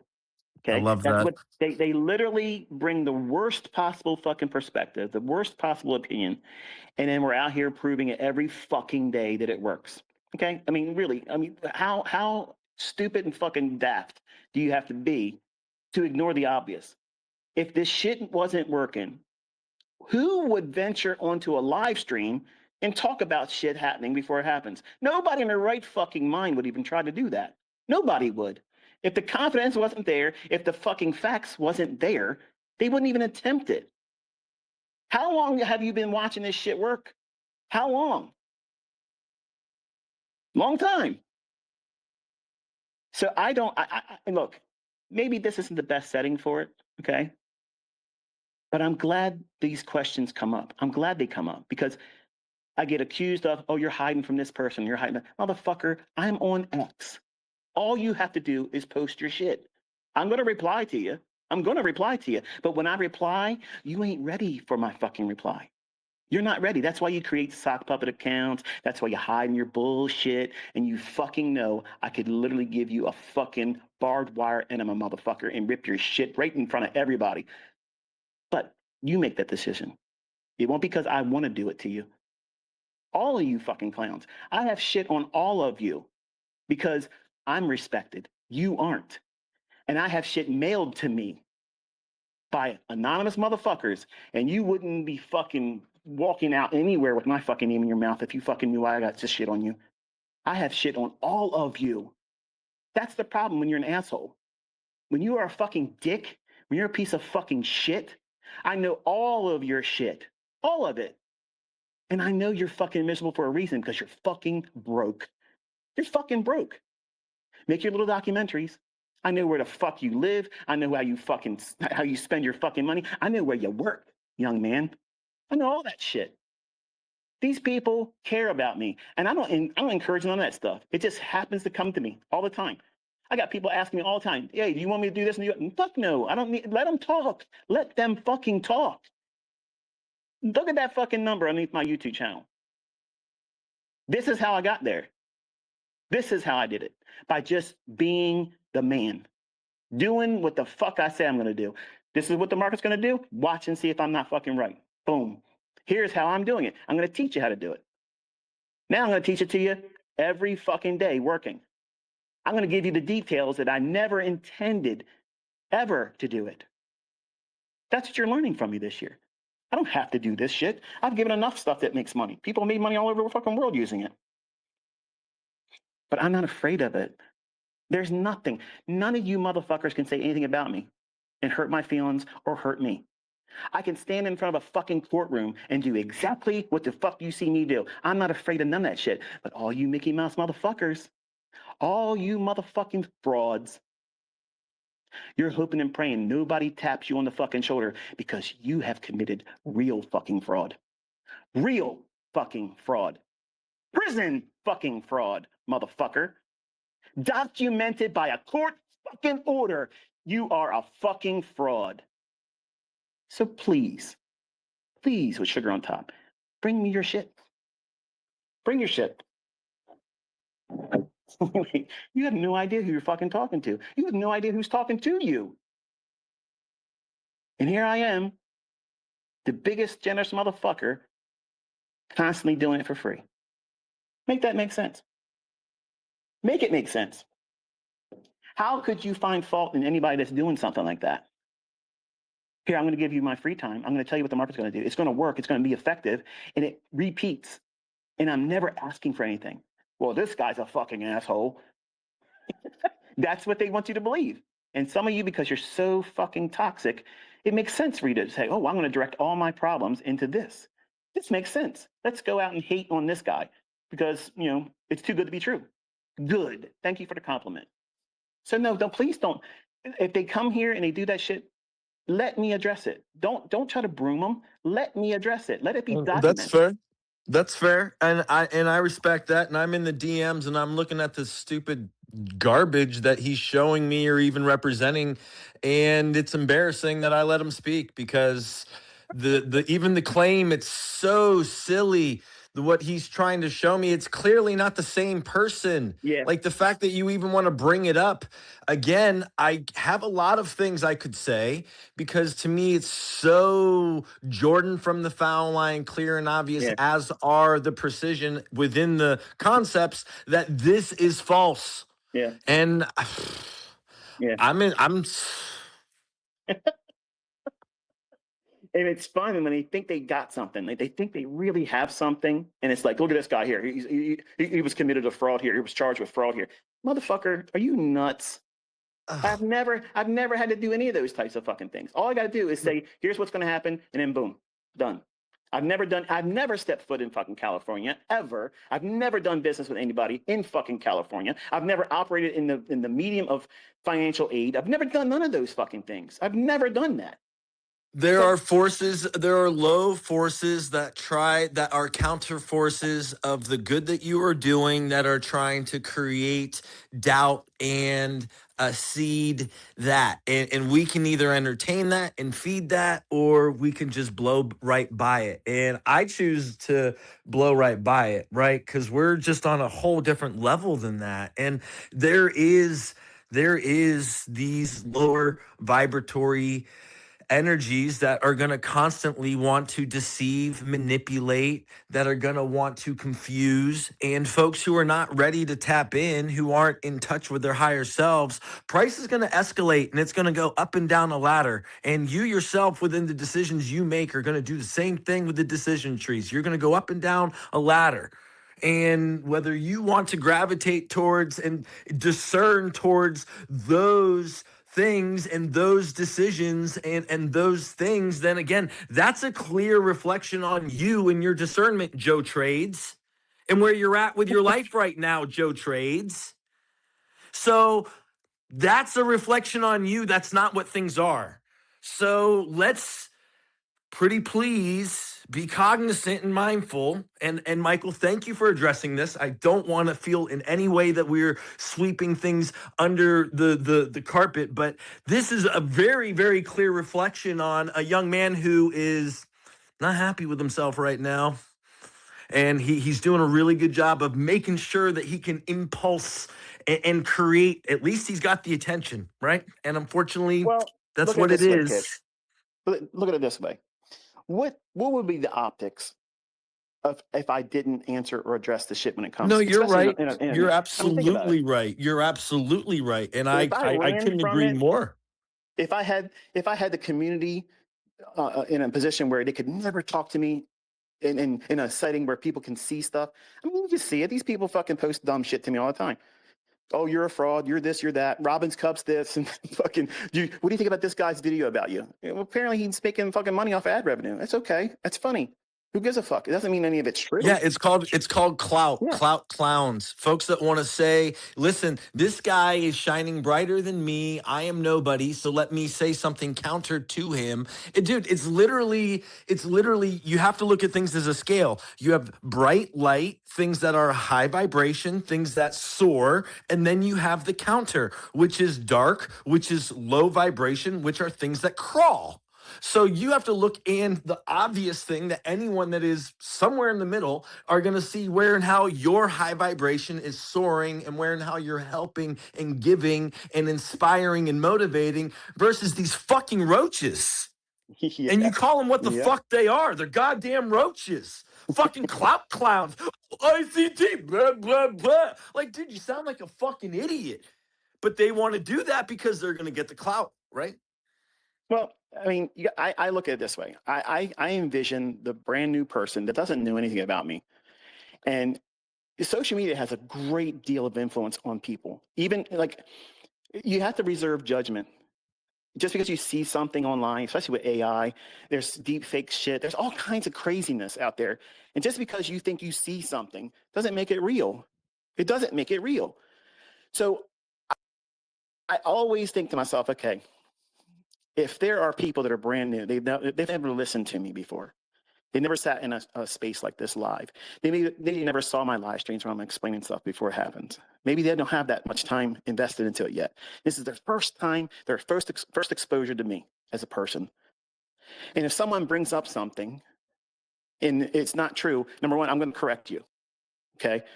And I didn't mean to shut the guy up or you to come in and not let him speak. I wanted to immediately correct right away. As soon as I heard California, I knew what he was talking about. Because a lot of people have sent it to me, and I'm like, this isn't me. Like, I was born August 8th, 1972, at 7:11 p.m., okay? The gentleman that's referred to in that court case doesn't have my birth date. And last time I checked, when you're in court, you got to fucking match that kind of information up, or you got the wrong fucking person, okay? That ain't me. I've never done anything in California. I've never been accused of or even fucking documented as a fucking fraud. I've never had any court case. I've had traffic. I've had a traffic case before, but that's it. I've never had problems like that because I don't do things like that. But when I hear people present that kind of stuff, and I think to myself, you know, if I stay quiet, that's going to look bad. While I don't want to give them the clout, I feel like Eminem in a lot of ways. For me to respond to you makes you somebody. But if I stay quiet, it looks like I'm hiding. It looks like I have something to hide. I don't have anything to fucking hide. So I come out in live stream. I tell you, this is what's going to happen. This is what I'm not going to do. I teach in the lectures. I come out here and I spend my time and where you guys can come in and you can ask me anything you want. Ask me. I'm giving myself to you. All you have to do is ask. Be respectful and we'll have a wonderful conversation. And if you have a doubt about something, ask me. Sincerely, ask me and I'll address it. I'll answer it. That way, the whole public, the whole community will have my answer right from the horse's mouth. This is it. This is what it is. I'm not afraid of that, but it's tiresome when I prove that none of that stuff is real, and yet it'll find legs because there's always some new people coming in, and they run with it. Oh no, that guy, he's a fraud because look at this thing made about him. Look at this and look at that. When there's greater frauds out there that literally should be in fucking prison right now. Literally should be in fucking prison. And they're on your social media pretending to be millionaire fucking traders. Hello. It pisses me off, man, because you see people in their own fucking lane, like Tori. And yeah, I went there. I think this girl is good for the female side. She's having her fucking fun. She's doing a little thing. I don't give a fuck about her trading opportunities, her trading with trend lines. I don't believe in that, okay? I'm not going to tear that down because that's what she says she's done with her trading. She shows her fucking broker statements. Oh, there's a problem here, and she's a problem there. And look, and she has paper trading in the lower left-hand corner. If you're a teacher, listen. If you're a fucking teacher in the United States and you're talking about these markets and you're not doing it through the medium of a fucking paper trading account, you are a fucking idiot. You have no idea the depths of this fucking federal government and the deep, long dick they will give your fucking ass because you're not licensed to do this shit. These fucking clowns that come in here and talk all this bullshit. Oh, look at him, he's a demo baller. I'm teaching in a demo account because I'm absolutely 100% protected by that umbrella of fucking no money's being involved. We're talking about price action. You can't fault me for losing your fucking money, and you can't credit me for making your fucking money. But I can tell you where these candlesticks are going to go, where they're not going to go, and the skill set I have when I'm doing it. And that's what I marketed as a paid mentorship. Price action. When you see her little screen down there and it says paper trading, you know what she's doing? She's being fucking responsible. You're all fucking ate up with fucking envy because she's got some measure of success. And it kills you because you're still going to fucking work and you want to tear down other fucking people. It's toxic. She doesn't trade like me. I attack people that trade like her in the market, not in the real world. But I like what she does. She brings a different twist for the female perspective. I don't like her approach to trading, but I'm not going to tear her shit down. And I genuinely think she's a cute personality for females. Just like that young girl Hannah was. You know, I wanted my daughter to see somebody that draw a similarity to. Tanya, same thing. Lumi. All of these people have fucking shit said to them about all the time. And it's this ridiculous. It's fucking bullshit. Show me somebody that's doing better than them that has something to say about them. Nobody. Because if you're doing well and you're successful, you don't think like this shit. You don't think like this. Only people that are fucking broke, that are toxic, they think like this. This is the stuff that broke people do. They do these things over and over and over again because they are uncomfortable in life and they can't stand seeing somebody else do it. The girl comes out and tells you she's made money in other things except for trading, but she brings her broker statements and then she comes out and says, I lost some money too, here's the loss. And she fucking cries and she wears her fucking heart on her fucking sleeve. And you fucking still talk shit. Like, what the fuck are people supposed to do? Rips. Selling rips, or I don't know if it's rips or selling rips. I don't know the fucking guy's name. He just goes by Rips. He discovered this year. He discovered it. Why don't you show broker statements? And why don't you do this? And why don't you do that, ICT? Why don't you do this? And why don't you do that? And he fucking discovers that you can't fucking please these fucking people. You can't do it. You can show them every fucking thing, and they're going to say you're still doing something different and you're cheating it. So why bother? You motherfuckers are not owed anything. Nothing. Not by me or anybody else. Nothing.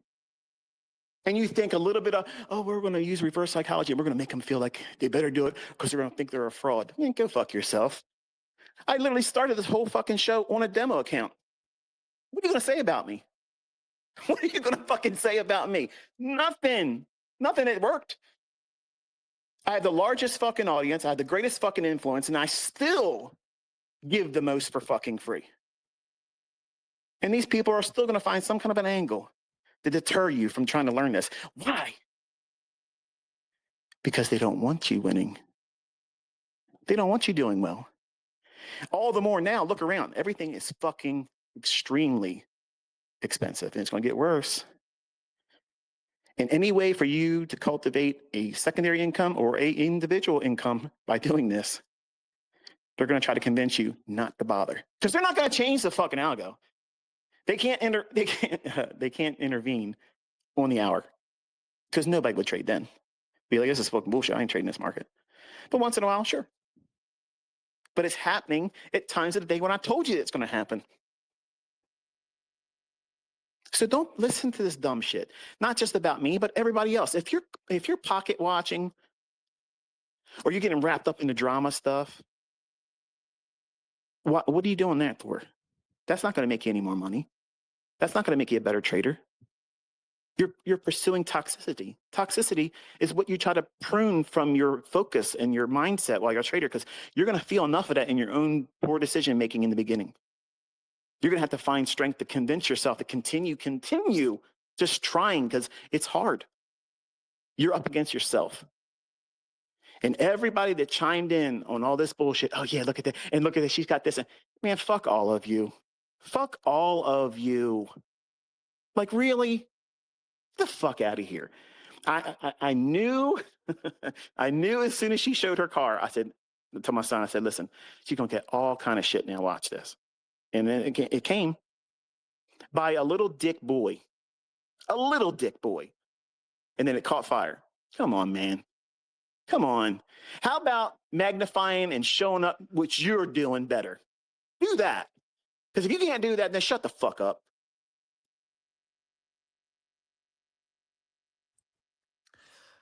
I love that. Haters going to hate. Haters going to hate, and typically the louder you are and the brighter you shine. And I mean, what I love about Tori is she's authentic to herself. I love authenticity. Authenticity speaks to me. And if someone can be that, I have a daughter. She's someone that my daughter I have in the past. I mean, Tori's been on Trader Roundup. I've spoken with Tori. Tori's been around for a long time, as has Tanya and women in the space.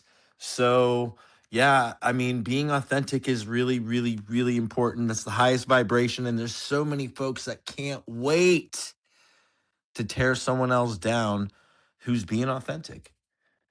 And no matter what receipts you show, no matter what you do, someone's going to try and tear you down. And we see that, we feel that. It's an intimate thing. It hurts. But the bigger you are and the more you shine, I mean, you're going to hear or see that contrast. And I mean, the conversation today, the whatever, not Michael, and then questioning whether that's him or not, I mean, we're going to get that. We're going to get that in space. And it won't be the last time either. Yeah, and no, it's it fine. won't be. It won't be. Don't shy away from it. Let them have a microphone. For Because I sure. will For rip sure. their fucking shit apart. Yeah, Okay? I will rip it apart. zero issues with offering that. And I mean, we've had some folks on here in the past before too. I mean, Michael, I remember back in the days. What happened to Mini E Vinny? Like, whatever happened to him? Like, I don't even know. He came on the space one time and was trying to talk his shit. And I mean, I don't, I pretty much told him to fuck off. But I mean, these spaces, they are large and they are listened to, and folks go back and they'll reference them and or archive them as well. And yeah, so he had his thing with I can't remember the last guy. What's his last name? Matt. I don't recall it. Day Trader's Paradise. He does a thing called Rocket Scooter now. okay, yeah. He was trying to sue him for $1 million, and then he got to court, and basically he was shown he wasn't getting shit, and there you go, and he got exposed, and we'll just leave it at that. Ooh. And the bottom line is while he still has stuff up about me, and once in a while he pops a shot when somebody else says about me, it's not necessary, number one, because two, it ain't gonna work. It never worked. I told him before. I said that's not gonna work, man. Like none of that shit's gonna work. Like you can make up all the bullshit you want, and you can not pay your fucking private investigator and do all the reverse charges and say it was unauthorized fucking purchases and do all that bullshit. You can do all those fucking things, and nobody gives a fuck because they see me out here doing it. It doesn't matter. I'm gonna be honest with you. Let's say that guy that people say that this is me doing that. Let's say it was me. It's not, but let's say it was. And I'm out here doing what I'm doing. I'm not asking for anything. Are you going to say, oh, look at this guy. He made bad decisions in his previous life, so therefore, fuck him, and I'm not going to learn anything from him? No, the Does that make any contrary. sense? Yeah, no, honestly, that would not impact my thoughts on. I mean, honestly, I've thought that people learning from you in the past, Michael, and where and how there's been flaws presented. To me, I've always thought that makes the person seem more human, more authentic, and quite frankly, more of like a family member, because those cracks, those parts or things that are broken, typically those aren't seen in public. Those are seen in private. Those are seen be in the house.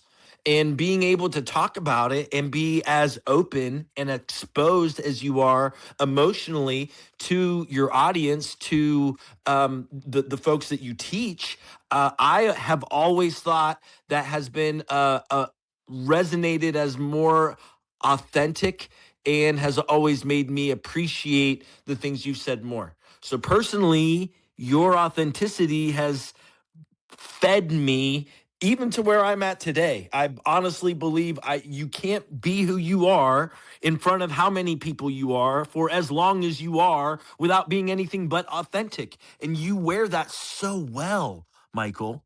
You do. It would be too much effort on my part to try to keep up with anything that would be a facade. And that's the problem. That's the problem with social media. That's the problem with trader influencers. That's the fucking problem. That is the underlying problem. And if you're so busy trying to create drama around somebody else to make yourself relevant, that right there tells you your product, your service, your ability as a trader is in wanting. And I've said this to people in private when they were trying to come at me. I said, listen. None of that shit's going to help you. It's going to be a problem. It's going to bring you trauma. It's going to bring you worst possible scenario. And literally, they don't listen. And they wreck their whole fucking company. They wreck their whole fucking image, and they did it to themselves. And then they blame me. And I've sat out here, and I got ammunition out the fucking ass. And I don't use it because that's not my nature. That's not my fucking nature. My nature is this. I want to help other people. I want to see other people succeed, even if they don't use my stuff. I love seeing that kind of stuff. That's what got me into trading, seeing other people do well with it. But that's not what's acceptable anymore. Like, let's talk about these people. And well, shit, if everybody talking about that person, let me talk about them too. Look at the fucking world, dude. Like, seriously, you don't think everybody's feeling pressure? What happens? How the fuck would all you fucking people feel if that fucking kid Danny Trades offed him fucking self when you all came at him? How about Tori? What if she said, fuck this, I can't take it anymore. I'm just going to end it. You don't know what the fuck people are going through. You have no fucking idea what the fuck's going on. But you'll sit back here and a bunch of fucking hyenas laugh if they did it. That's evil. That's fucking evil. And look around in this center of the fucking universe we call trading on Twitter. Look at the toxicity, the fucking shit that you have to swim through just to find anybody that's worth listening to. Everybody's got a fucking for sale sign in their fucking window. All of them. All of them.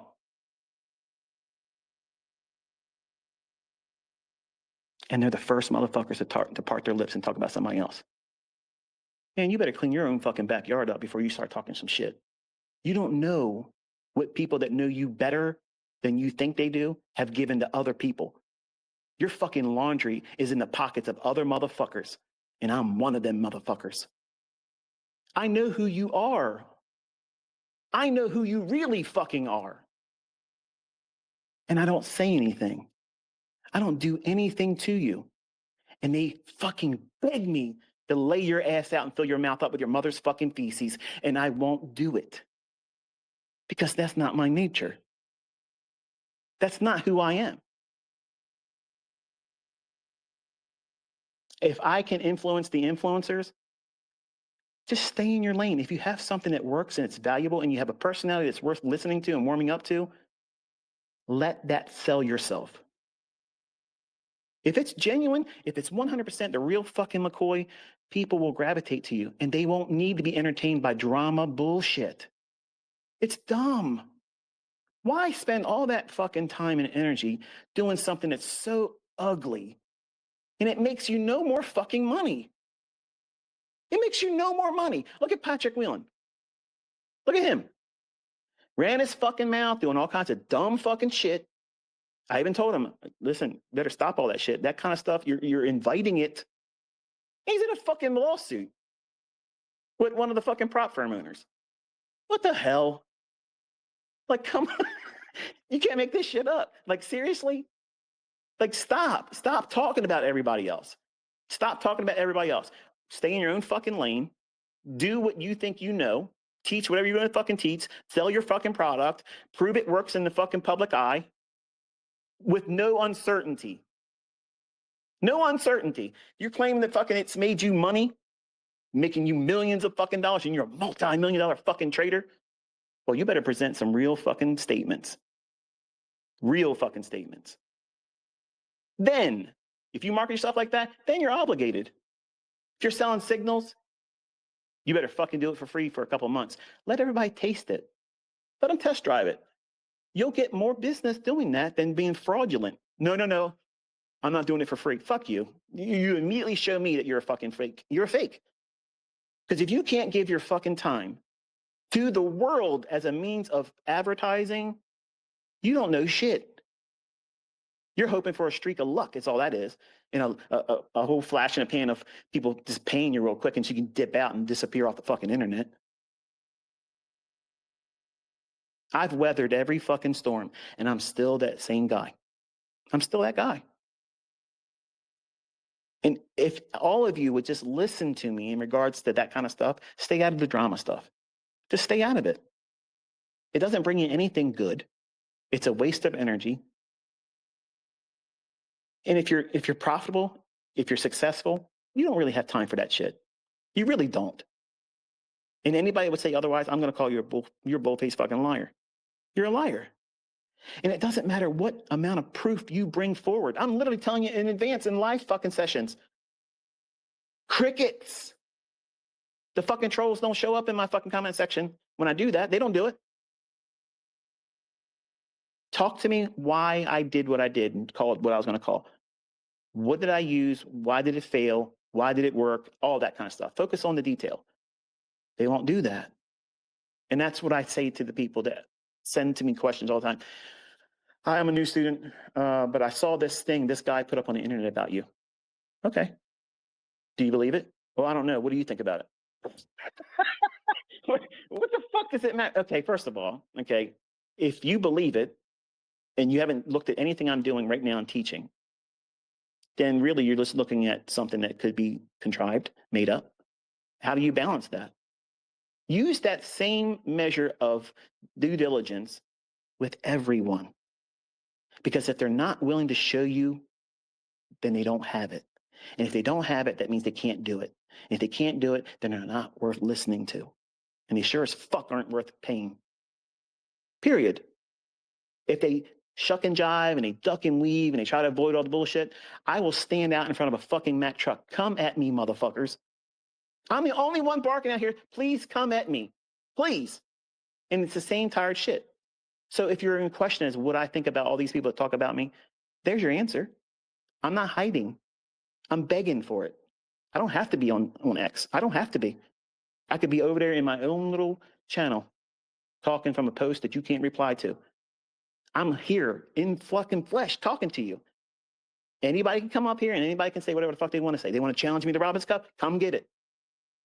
You want to challenge me into a live fucking trading, a live stream? Let's fucking do it. I don't know what the fuck you guys want, but I'm willing to do anything at all. Let's do it. I don't know what the fuck's the hold up. It's just air and opportunity between us. That's it. So when you hear these people talk shit, tell them that's the invitation. It's always been that invitation, but they don't answer. They say, oh, he ducked, he did. Oh, fuck that bullshit. Bullshit. They see what I'm doing this year and they're thinking, fuck, I'm glad I didn't take him up on that shit. Right. And this ain't my best. This ain't my best. So stop listening to other people's opinions. Find your own evidence. Everybody out there talking shit about everybody else, that's a warning sign. Stop the fucking bullshit and unfollow them. Because if they care enough to put that kind of bullshit on their social media and encourage that shit being done to other people, fuck you. You're a piece of shit. You're not worth listening to, and everybody should fucking unfollow you. As soon as I see drama bullshit, mute. You're still following me, but I'm not going to see your bullshit. It's fucking dumb. If you got all that time and energy to talk about somebody else like that, and you brought nothing forward of your own, man, fuck out of here. It's just, it's toxic. It's dumb. And some of you want to be influencers. Some of you want to learn how to do this so that way you can be ICT 2.0. You want to be the next Patrick Whelan, the next Tori, the next Tanja, the next Dasha. You're not prepared. You're really not prepared. Because once you find a name for yourself online, you're a fucking target. And you better have done everything you fucking said or able to do what you claim you can do. Because otherwise, they're going to tear your fucking shit apart.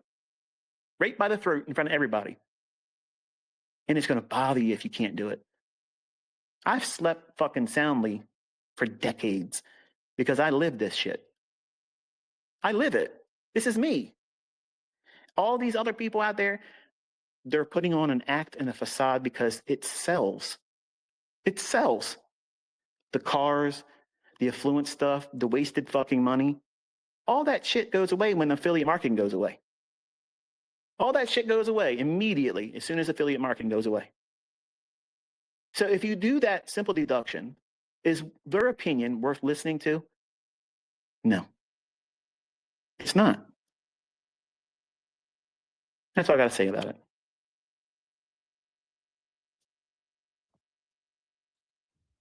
I love it. 3 o'clock. Fuck it. Let's go to 4. All right. I'm good. That's great. I love it. Well, it's Trader Roundup anyway. We would be going on it anyway. It's traditional Trader Roundup here, 3 o'clock on Friday afternoon, boys. Woo woo! Fired up now. It's like, wait, you talking to me? You want to bring it? Someone got something to say? So I wish you could hear fucking music on my on here, but yeah, Greenhorn, jump up here, bro. Yeah. Can you hear Yes, me? sir, we can. All right. Where do I start, dude? Yeah, I appreciate the space that you got, Kitt. I mean, late 2025 is when I discovered, Michael, I suppose ICT, or, in the circle trader, whatever you want to call him, your coach, whatever, but I appreciate what you do and what you have been doing. Stay blessed and always stay blessed, both of you. What I'm discovering and how I'm discovering things, I feel like I'm in the lab, dude. So what that means for me is where I'm at the moment for my learning. I got my L plates on at the moment, dude, and I know that real good. So staying humble about things is important in how and what I do things. So first and foremost, I'll introduce myself. I go by the name of Greenhorn. I stay in Australia. I'm from New Zealand. Been over here for about close to about 16 years. I'm a blue collar. Worked my way up from I suppose you fellas call it a roustabout or maybe a grunt. But what's known over here, I went from a scaffolder to a rigger to an operator. In the cranes, in the heavy lift division. But yeah, nothing sort of to brag about. But what it is for me about the trading stuff is a bit more greater than just turning up on the chart. I've learned most of mine through. I think what you'll find with me was your YouTube. What is it? Your Twitter speaks. The spaces. Yeah, the spaces. Yeah, dude. Yeah. The spaces, man. Like, because I'm at work and I've got to have hands free half of the time because I'm in and out of a crane or I'm, doing all the stuff that I suppose a man that's working for the dollar, right? I mean, being a crane operator is pretty suppose. insane, bro. That's sound. I mean, you're on some pretty big rigs. It sounds like. Yeah, dude. So if you have a look up, you'll be able to find it too, dude. It's called Barrow Island. It's owned by Chevron, and it's been around since 2010 when it was built. But that's not the only area I service, right? Because obviously I'm in the crane game, if you like to call it. So what I'm saying is the journey that's taken me from coming over here and having the narrative of what was FIFO and what does FIFO stand for. So that's fly in, fly out. So I do a 2-week roster on and a 2-week roster off. Now, what I found interesting, what Michael was speaking about, and yourself, Kitt, because I discovered you after ICT. And like I said, I appreciate these spaces, dude, because when I found and how I found you, it was an awakening for me, bro, and how it sort of resonated towards and how I find, and even to the way you speak about things. You got to understand that real quick because Michael even knows that too. He speaks about it in his Twitter spaces. Like the one that sort of got me, off the piss and hanging out with these fake friends was, well, what are they actually doing for you? That's what you got to ask your question. Where are they on the same path as you, or are they just pulling you down? So for me, when I went and how that was for that space was, I was listening to, I think it's the Whispers, if I get that right, the Bourbon Blues and Whispers. Oh, that one And was dude, awesome. dude, that was powerful, dude. But there's what I'm saying in that respect is stay blessed in those spaces. Michael, or I like to call you the big bro. But yeah, what is it? That's all I really have to say about it. What I'm discovering at the moment is the time constraints that I do have off the chart and how I can structure that. And then what I allow myself to do is to have that conversation and bring my wife with me in that journey. As as a guy that's married for a little bit over 11 years to a Turkish woman, I'm an active Mormon. So that's a little bit of content about me. I've got 5 kids under 10. And yeah, dude, I'm a primary investor and, got a primary investor that I've had for a little bit over 10 years.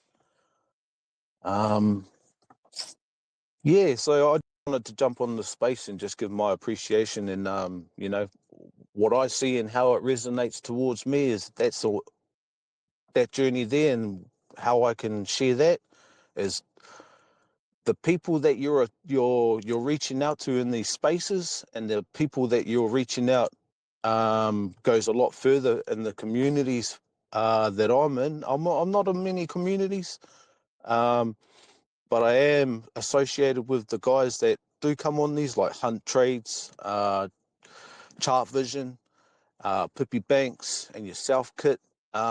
Keeping it tight, keeping it real is what I resonate towards, and how do I navigate through that? I just jump on those Twitter spaces, dude, and just grab that, yep, and then that's how I sort of been able to navigate this and articulate through what and how I do things. So yep, that's me. I appreciate you. Sounds like Fight Club. Yeah, it does. Yeah, it does. Yeah. A little bit, yeah. Telly, you back, bro? Yeah, I'm back. I sort of missed a lot. I had a meeting I had to attend. No, that's okay. Did you want to plug in with anything? No, well, I mean, the thing that occurred to me just now as folks were talking was just simplifying a system, a model. And just thinking over that whole, I trade from gaps to sides at certain times. Like that's it. And I guess coming from that question is, well, what happens to the trader that focuses on that one model and it sort of becomes like a Bruce Lee, someone who has practiced one kick 10,000 times? When you reach that level, what are the other levels to watch out for that could potentially trip you up? That would be my question. Trying to improve something that's already working. And when it's working and you don't have to think about it so much and you don't have any anxiety. If you're falling asleep at nighttime before going to sleep and you lose consciousness, if you're worried about your model no longer working in the future, or it doesn't have enough in it, you're doing it wrong. You should be able to sleep soundly. And when you wake up, no doubts about your model existing and being useful going forward. Because you've done the work to prove that it's simple. It doesn't require a whole lot of faith because it's simple. It revolves around time. It revolves around a characteristic that repeats itself all the time. It's one entry method, and a target. It's generic. It's not complex. Relative equal high or single high. Relative equal low or single low. A low-hanging fruit objective. So you're not going to have to expect an Olympic level result. Every single person that gets to profitability using a model, they have this little itch that comes up and says, how can I make it better? How can I improve upon it? What can I do to tinker and tweak it a little bit better, get a little bit more out of it? And the only thing you have to do is work with the money management. The cookie cutter is the hardest part. Once you get that, everything else is easy. But it doesn't feel easy because it feels like, well, now I have it. And there's all this other stuff I could learn. These other people are doing this and doing that. I have something that works. I'm bored with this. Well, then you have to start applying money management to it. Start building a track record with that one cookie cutter, and then start using things that allow you to compound interest. If you start with an account and you build it up where you have $2,500 in new equity, add another micro.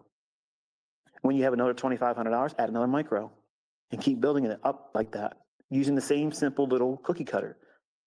The problems are you're not appreciating the level of growth and the comfort.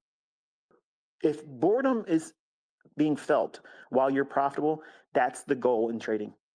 If no one's ever told you, that's the goal. Because you're not going to be influenced to do more. You're not going to feel like I ain't doing enough. You're not complex, detail-oriented to the extreme. You're just doing what's necessary. This is where the market's going to work. It's going to use this model. It's there. I'm going to take it, and I'm going to be done. I'm not going to worry about taking extra trades. I'm not going to be worried about doing other models. I'm not worried about spending time learning new things. I went into this to make money. I have something that works. It's not complex. I don't need to teach it. I don't need to have to make it better. I don't have to justify what I'm earning to everybody else. I don't have to show broker statements. I ain't got to worry about nothing. My spouse, my significant other, my children are taken care of. They know what I'm doing. I'm not spending too much time in it. I'm balancing my life out, and I'm living simply. That's a blessed life. That's a blessed life. And being caught up with trying to do extra, that's the next problem once you get profitable. And you gotta stave that off the best way you can.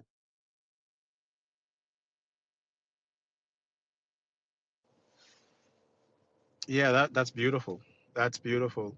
And for me, it's like getting to the point where doing it correctly feels normal, not exciting, not earth-shattering, not anxiety-inducing.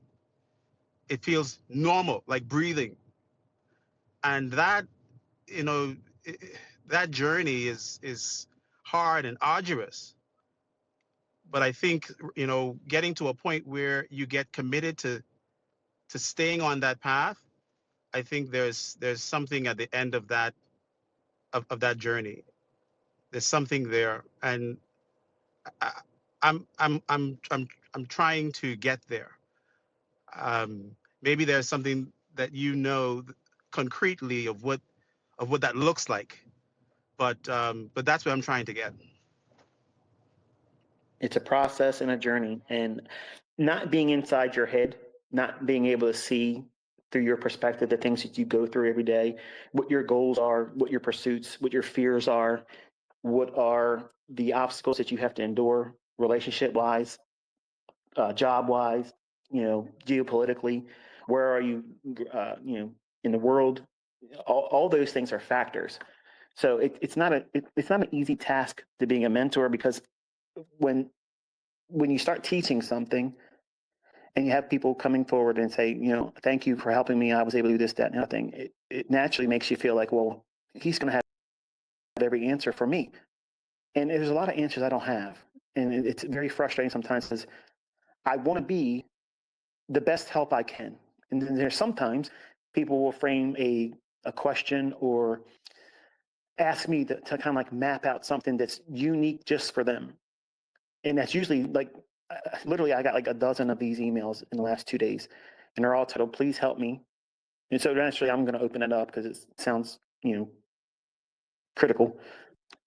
And when I open it, it's like, please help me find a trading approach that works. And I'm so frustrated and I need to make money right now. And I'm like, okay, shit, you just placed me in a, like, I'm in a fucking movie. I gotta save the day. I'm in 24. I'm Kiefer fucking Sutherland. I gotta get to the ticking bomb. Like, you literally just laid in my hands that I'm not comfortable in. Like, you literally are giving me something I can't fix for you. And if I reply to you, no matter how I reply to you, it isn't going to be enough. So I don't answer those types of emails at all. But I get them, I see them, I read them, but they're all a unique thing that you, like, I gave you the tools. I gave you the logic. I gave you all the things that you're going to be met with going through it. And you have to endure that. Like, you will find what works in your own hands using this stuff. And by dialing back the level of effort, once you have something that works, that's the recipe for success. And trying to keep all the distractions, all of the things that are going to cause you doubt or concern, or measuring up to somebody else. Someone else is using my concepts and they made $1 million over here. This one over here made record payout on prop firms. And this one over here just made $100,000 and he's been doing it for 4 months in a row. And this one over here, he's showing he doesn't trade prop firm, he's trading a real account. And he's showing $600,000 broker statements. And look at this and look at that. You're never going to be satisfied or appreciate your growth if you're doing that kind of stuff. I'm not saying that these people shouldn't be celebrated, because they're bringing it forward and saying, look, it's worth it. Keep doing it. Stay with it. It'll work for you if you keep trying. But don't look at that and say, I'm not doing enough because I'm not there yet. And I made that mistake as a young man. I made that mistake terribly, because I believed, just like a lot of you all, when you see these things posted on the internet, all the fast life and the, you know, the materialistic stuff, it makes you think that they have what work and it's the best thing in the world. But if they did, they'd be showing it. You know, Jesus said, you cannot serve both God and mammon. And over the years, I've been thinking about that verse, and I think the journey of learning how to trade, and especially ICT concepts, is one where you are shifting your relationship to money. And one of the things that I've come to in understanding that particular verse is that money is a terrible master, but it is a great servant. I think one of the goals in this trading journey should be shifting one's relationship to money to the degree where um, it's put in its rightful place as a servant, and even more so, you're put in your rightful place as I would put it as um, not a master over money, but No, rather you said it right. some. You are a master over money. That's exactly, you said it Okay, perfectly. all right. So do you have more thoughts on that process? I mean, do you have more to say on that? I have a lot to say, but I wouldn't be able to do it in this, and I don't want to dilute it or minimize it in such a short span of time. But I do have some teachings on biblical aspects to money and how we should live with it and how we should master it. Yes, I have lectures on that.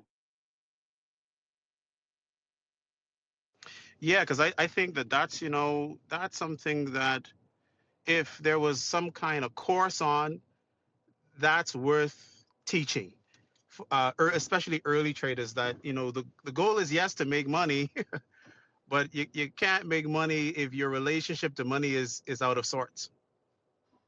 I mean, I would argue within the quote unquote rants that we all listen and participate within the myriad of mentorships, you're going to find that very that exact principle.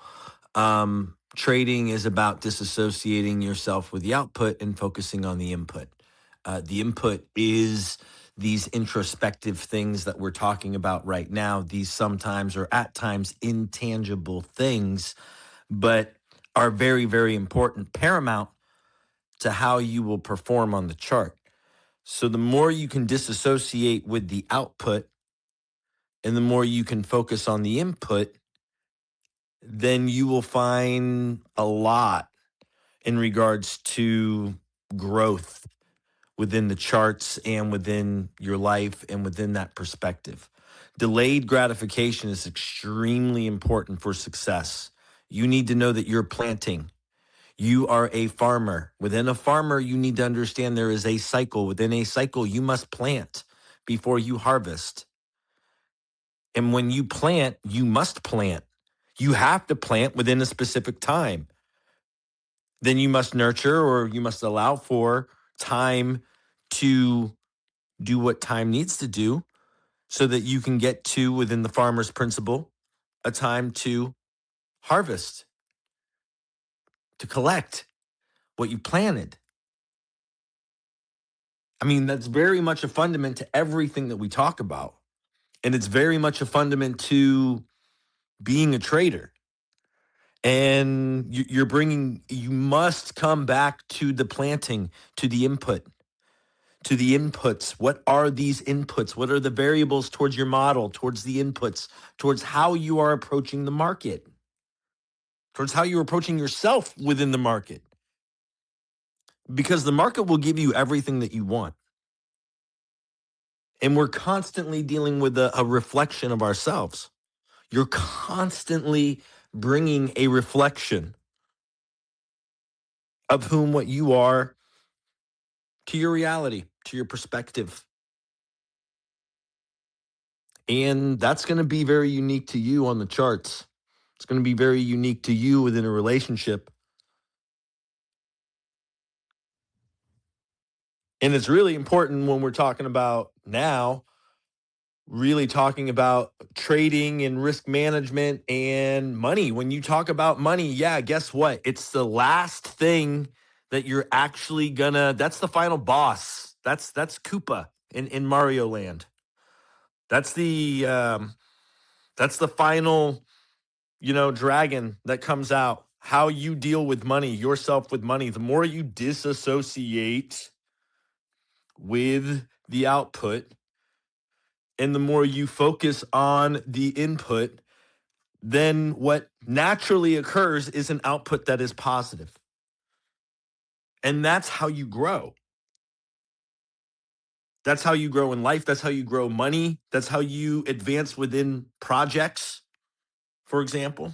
I mean, I think of everything within the progression of problems, complex problems that need to be solved within resolution towards, again, progression. Because we're constantly building. You're either building or you're destroying. You're doing one of the two things. You're making a conscientious decision to be part of the problem or part of the solution. And you're going to build from that. You're going to reflect from that. Did you go to Your university? Pardon? Did you go to university? Yes, sir, I did. Do you remember what it was like when you had finals and it would be like you already went through the coursework. You already know what it is that you were supposed to learn, and you know how to do the problem solving or the work that's required. But do you remember the anxiety you had when it was time for finals and like this is it, like you got to get a passing grade or that's it? Do you remember what that felt like? Yeah. A lot of anxiety, isn't it? Absolutely. Think about that for a moment, because it really captures what we end up doing when we start trading with money, whether it's a prop firm account that can be harvested for withdrawal, or if it's with real money.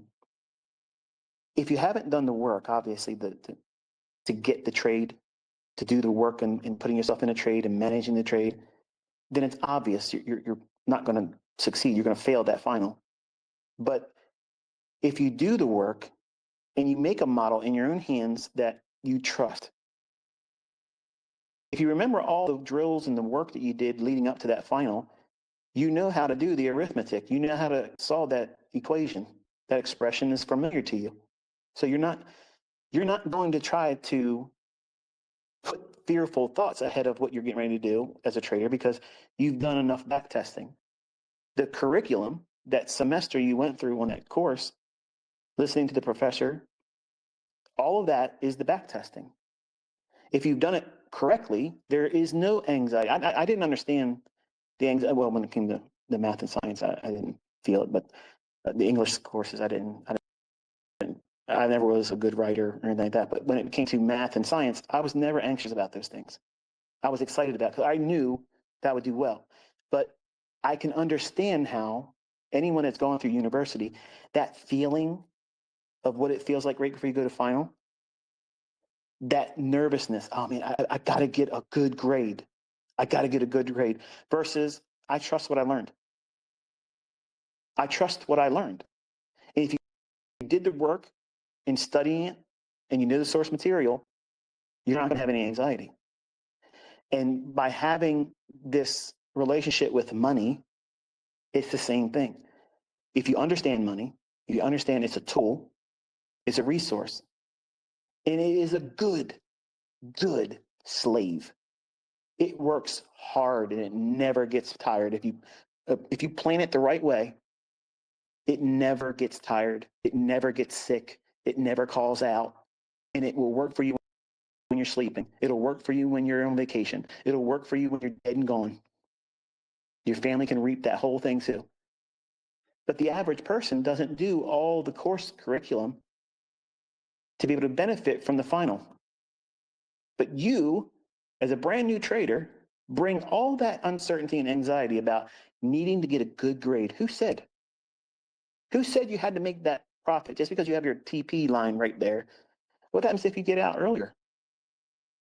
Has it ever been an interest in your mind saying, I'm forgiving myself if I have to close the trade early because I haven't been doing it enough. I'm a little nervous. Even though the rules say I should hold for that high, I'm going to grow into that because I have time. This is not my final trade. But we treat everything as the final exam. Every trade is the final exam, and you get the best grade, or it's going to hurt your GPA, and you're not going to be able to have the average GPA for you to get when you graduate university and get your degree. That emphasis on results at the end needing to be so high versus trusting what you went through, trusting all the back testing, trusting the model building that fits your personality, that you're comfortable with. You can go to sleep at night knowing that your model's going to work tomorrow. It's going to work tomorrow. You may not get a trade tomorrow, but your model still works. And given the right criteria, you can do it when it presents itself. You're not going to hesitate. You're not going to worry about it because you're not over leveraging and you're not making it a final exam. And by having this relationship with money and profits, it frees you up in terms of inviting the times where you're wrong and letting it take something for the lesson. That's a loss, by the way. You're being trained through a losing trade. You're being taught something. And many times what you're learning is an individual personal shortcoming. It's not technical. It's a personal lesson. Are you really patient? Are you really doing sound leveraging? Or are you putting too much risk on the trade? Are you strangling the stop loss too tight to the entry? Are you chasing it too fast? Are you expecting too much from that trade before it's had a chance to really start finding its rhythm and move? When you take a loss and you spend that money on that loss, you got to mine it. You got to see, what is it teaching me? What is it showcasing to me? Why is it that on social media, everybody wants to show their winning trade? They all want to do that. I want to start something different. I want people to come out and say, here's a trade idea I traded and it didn't work. And this is what I learned from this. What?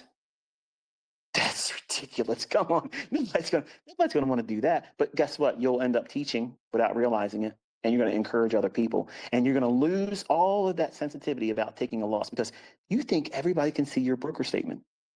You think everybody can see you taking that hit on your demo account, your prop firm account, your funded account. In your mind, you're so wrapped up in social media, you think they all can see what you're doing. And it weighs on you. It weighs on you. And that's foolishness. And you have the expression, a fool and his money shall be soon parted. So how do you avoid having your money part from you? Don't act like a fool. And what's a fool? Trying to do something they're not equipped to do yet. Talking about things they don't understand. Answering a matter before listening. Being foolish about your expectations. Demanding more than what your present skill set affords you. And that is not a bad thing. It's power in that. You could be the long-term, consistently profitable trader with a one-to-one risk to reward model. You don't need more than that. But if you listen to these goobers on the internet, 50 to 1, 150 to 1, here's my 501 trade. How are you going to measure up against that? It's like you can't do it. You can't do it as a new trader. So stop thinking foolishly. But there is a ton of one-on-one trades all day long. And if you're only risking, I don't know, 25, 30 bucks on one micro, what if you got 10 of them in a day on a very, very short time frame, like 15 seconds? And you're able to do that a couple times a month. Not every day, just a couple times a month. When everything fires up on technicals and everything's in line, the market's likely to present these opportunities. That's fun. And you end up becoming a lot less fearful of the expectations of losing, drawdown, you'll invite the opportunity to showcase an opportunity for you to learn.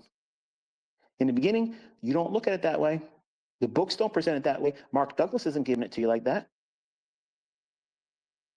You have to dig deep in and let it show you what you are doing to that market through your trade. You're projecting something. Every trade is a projection on your personality, your shortcomings, but they're always going to be presented as your strengths in the trade. In the beginning, I was very eager to get in there and take a trade. And I was looking for strengths to showcase my willingness to overcome the fear that I had initially as a trader. I didn't want to enter. I was afraid. I lost my very first trade, half my account, overnight. That's scary for me. I was a young guy, I didn't make much money. But I learned that I was projecting in my trades the very thing that I was needing help with. I spent so much time in building all these entry models that I fortified that whole thing with proof that sticking with a model, sticking with a criteria, sticking with procedures, things that repeat, not just, it's moving, let me chase it. I overcome that fear. But that's by effort being placed in identifying where my weaknesses was. And my weakness was fear of entering. Your trades, when you lose them, they're telling you something about yourself, not your model. It ain't going to tell you anything about your model. It's going to tell you all about you. And the best thing you can do is be receptive to that, understanding that, hey, look, this is something that's teaching me how to be a better trader. And if I can be a better trader and find the shortcomings I have right now, well, goodness, that's exactly what everybody wants. I mean, you are your best coach. You're not going to judge yourself. You're not going to judge yourself and beat yourself up when you view it that way. You're seeing what it is that requires you to improve upon. And you're getting a magnifying glass placed right over top of that thing that you in the beginning, learning the way everybody learns trading, we're never told to view it that way. We want to sweep it under the rug and pretend it didn't happen. Oh, well, they just come with the natural order of things, and let's just take the next setup. You just got to take the next setup. No. Look into that losing trade, especially in the beginning. If you pretend it didn't happen and you're trying to tell yourself, well, it's nothing to worry about, it's all part of it, you have just cheated yourself of the best learning experience. In the beginning, there's so many things that you're bringing to trading that's not the right thing, but you're not going to identify it that way because you're wearing blinders. You know what really makes you tick. You know the adversities that you're fighting inside, the fears, the sense of finding significance, the need to look right in the presence of your in-laws, your coworkers. Everybody has the doubts, but they wouldn't have had those doubts if you wouldn't have shared your fucking business, would they? So you got to mind your own business, be the captain of your own ship. And last time I checked, the captain doesn't generally let everybody grab the helm. A lot of times you're not even allowed to be in that section of the boat. But all of you invite that shit on social media. Look at what I'm doing. What? No. So I think personally that when we listen to these individuals come forward and they're honest and they say, this is what I'm wondering about, or I want to know if you got any intel about this or that and the other thing. I want to challenge them, not have them be on the other side of me talking at the same time, because I don't want them to be feeling like I'm coming at them, because some of them are already nervous. You can hear it in their voice, they're shaking. And there's no reason to do that. I'm just like them. But I want you to be encouraged by taking losses in the beginning, doing it wrong. Doing it wrong is what made me understand these markets the way I understand them now. I didn't come out doing this right away. It didn't happen like that. And a lot of you are so afraid of falling down. That's not failure. Failure is not getting back up. But falling down is part of this. You're going to fall down a lot if you're going to trade the rest of your life and you got a long life ahead of you. Falling down is going to be a repeating phenomenon. It's going to happen. You're going to have losing trades. You're going to go on the drawdown. You're going to be on the other side of Trump's fucking bullshit tweet. Okay? It's going to happen. It's going to happen. So prepare for it. Allow for it. Let it teach you something. If you're so anxious about doing it wrong in the beginning and you think that that's going to be the whole core reason why you fail in the future, your perspective is wrong. Every trade that you take is not the final exam. Think about how many times you've traded in the last month with that same perspective. I got to make this money. I got to make this money right now. This trade has to pan out. How many times have you done this? You don't say it out loud, but in your mind you're thinking, all right, if I lose on this next trade, I'm done. I'm not going to risk any more money. I'm just going to stop. I'm not going to do it. If I take a loss on this next trade, that to me is a confirmation that I'm not a trader and I need to stop. How many times have you thought that? Like the universe was going to come out and say, all right, he finally or she finally woke up. Now we're in a conversation that matters. I'm going to let this person suffer a loss and spare them of all this future pain and anguish. And then you lost. And then you took another trade. Because quitting ain't part of you. That's the part you're supposed to tap into. But why do you feel that way right before you put on a trade? I'm fearful of the outcome. If I lose, I'm gonna be done with trading. I'm gonna be a failure if I don't win on this next trade. If I don't pass this funded account challenge and get a payout, I'm a failure. No. You are in an environment that's absolutely hard right now.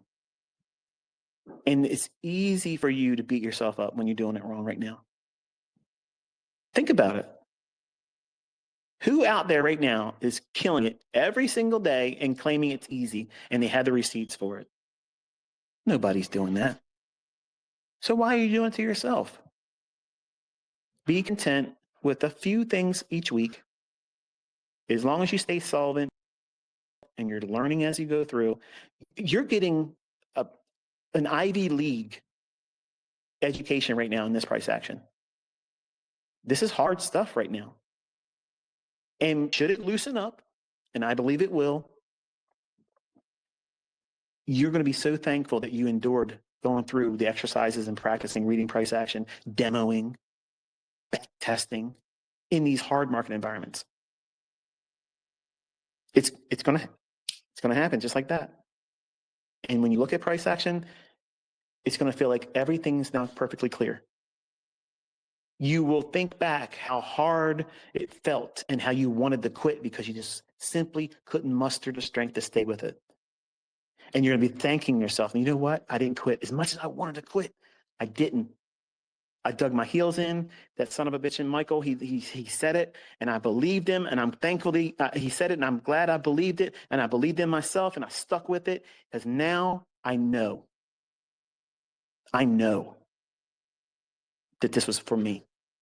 I know that the devil's a liar. I know that I'm going to be able to be a blessing to my family with this. It ain't going to be just for me. I know that the Father's laid this in my hands for a purpose, and it's not for selfish reasons only. Then when you look at price action, you're going to see all kinds of opportunities like Neo. When he finally saw the matrix, everything was binary.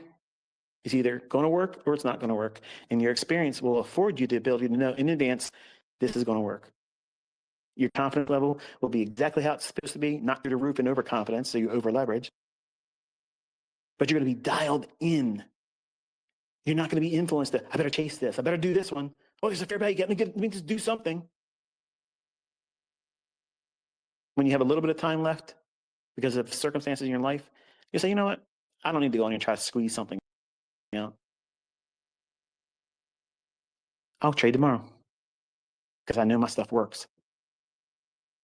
How many times as a new trader, a new student, have you felt this compulsion come on top of you that you have to do more than you have to do right now? I got to do more. I got to get in here and do more. That's because you don't have a model. That's because you haven't taught yourself that enough is enough. If all you make is $50 a day in the beginning, you know what you're doing? Better than 99% of everybody else. $50 because most people are losing. $50, man.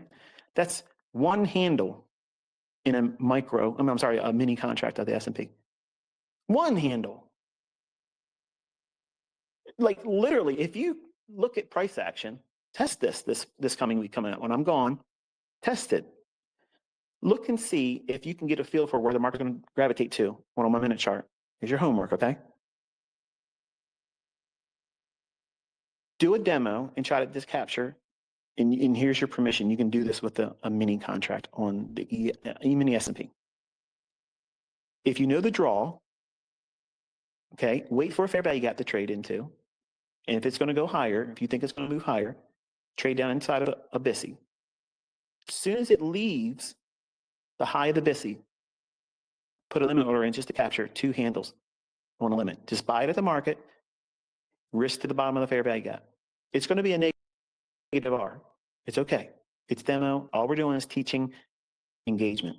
Just getting there, getting in, doing something. And put a limit order at 2 handles. That's $100. How many times do you do that this week? I don't want to give you a target. You tell me at the end of the week in a tweet or post to me on X, this is how many times I took it, and this is how many times I had a net gain of this. If it's a loss, show it. It's okay. If you made it, show it. It's okay. But all of you are stressing about all these 5-figure payouts. What happens if you just make $100 a day and you're not really working hard for it? All that is a volatility model. That's all it is. There's no bias. There's no, I need to know this. No, you don't. There's a relative equal high. We just took a short-term low out, so we rated that. First fair value gap that you see it trade down into, buy it at market, limit order, 2 handles on a mini, on ES, not NASDAQ. You're not doing anything with NASDAQ, so don't ask me. What would it be for NASDAQ? It's not anything for NASDAQ. We're talking about SP. You're learning how to trade all markets. Count how many times you can do that. And you're going to discover why you've been failing with these prop firm accounts. 2 handles has been in the way the whole time. 2 handles. $100. $100. That's $500 per week per account. If you had 20 of them, like all these people are trying to do, that's $1,000, and you didn't really work hard for it. As soon as you get it, move to the silence, go do something else. It'll change your way of thinking about money. You don't need a lot. And what would you do if you walked out of your house, checked your mailbox every single day, and there was a $100 bill, crisp and clean, laying in there for you? You don't know where it's coming from, but it's there. You're going to curse it and say, damn you. Stop fucking littering in my mailbox with this money. You better stop. Nobody's going to say that. Nobody's going to say that. But in the beginning, you need something to prove to you that doing very little can allow you to harvest something. And by harvesting and trading, it means taking something out that's spendable. And doing the least, something like this, will show you that you're overcomplicating it. You don't even need to see it trade anywhere. That minimum criteria alone, static price action alone, will allow you to yield that type of result. And you see all these people out here trying to say, I'm going to sell you a bot. I'm going to sell you a bot. What? Trading in itself is easy. Overcoming yourself and getting out of your own way, that's the hard part. That's the hard part, folks. But see, in the beginning, you don't want to acknowledge that. You don't want to do that because that means there's something wrong with your thinking. That means there's something wrong with you. And there is. You just need to have a paradigm shift, something that just recalibrates your perspective on things. And when you do that, you stop thinking negatively about yourself. And you start seeing the positive things and doing very little. And that's not laziness. That's working smart. That's working smart. So that's all I got for today. The wife has given me the hairy eye. I'm going to wish you all a very, very pleasant weekend. Be safe. And I don't know when I'm going to talk to you again, but when I do, I guess you'll know about it. Much love. Much love, Michael. I think this is a great place to leave it. So I think we could do another trader roundup. I mean, we can turn this off, turn one on, close it down, turn one back on. Because I'm sure there's some folks that still want to talk, but I really would like to put a bookend to this. And then we'll start another one back up, and those folks who are interested in engaging in the conversation can do so. So thank you, Michael. Thank you. I thought it was a great conversation today, and we're going to leave it here. So see you guys on the next one. Thank you, Pit Munch, for co-hosting with me. Thank you, Michael. You as well, Pitt. All right, everyone. See you next time.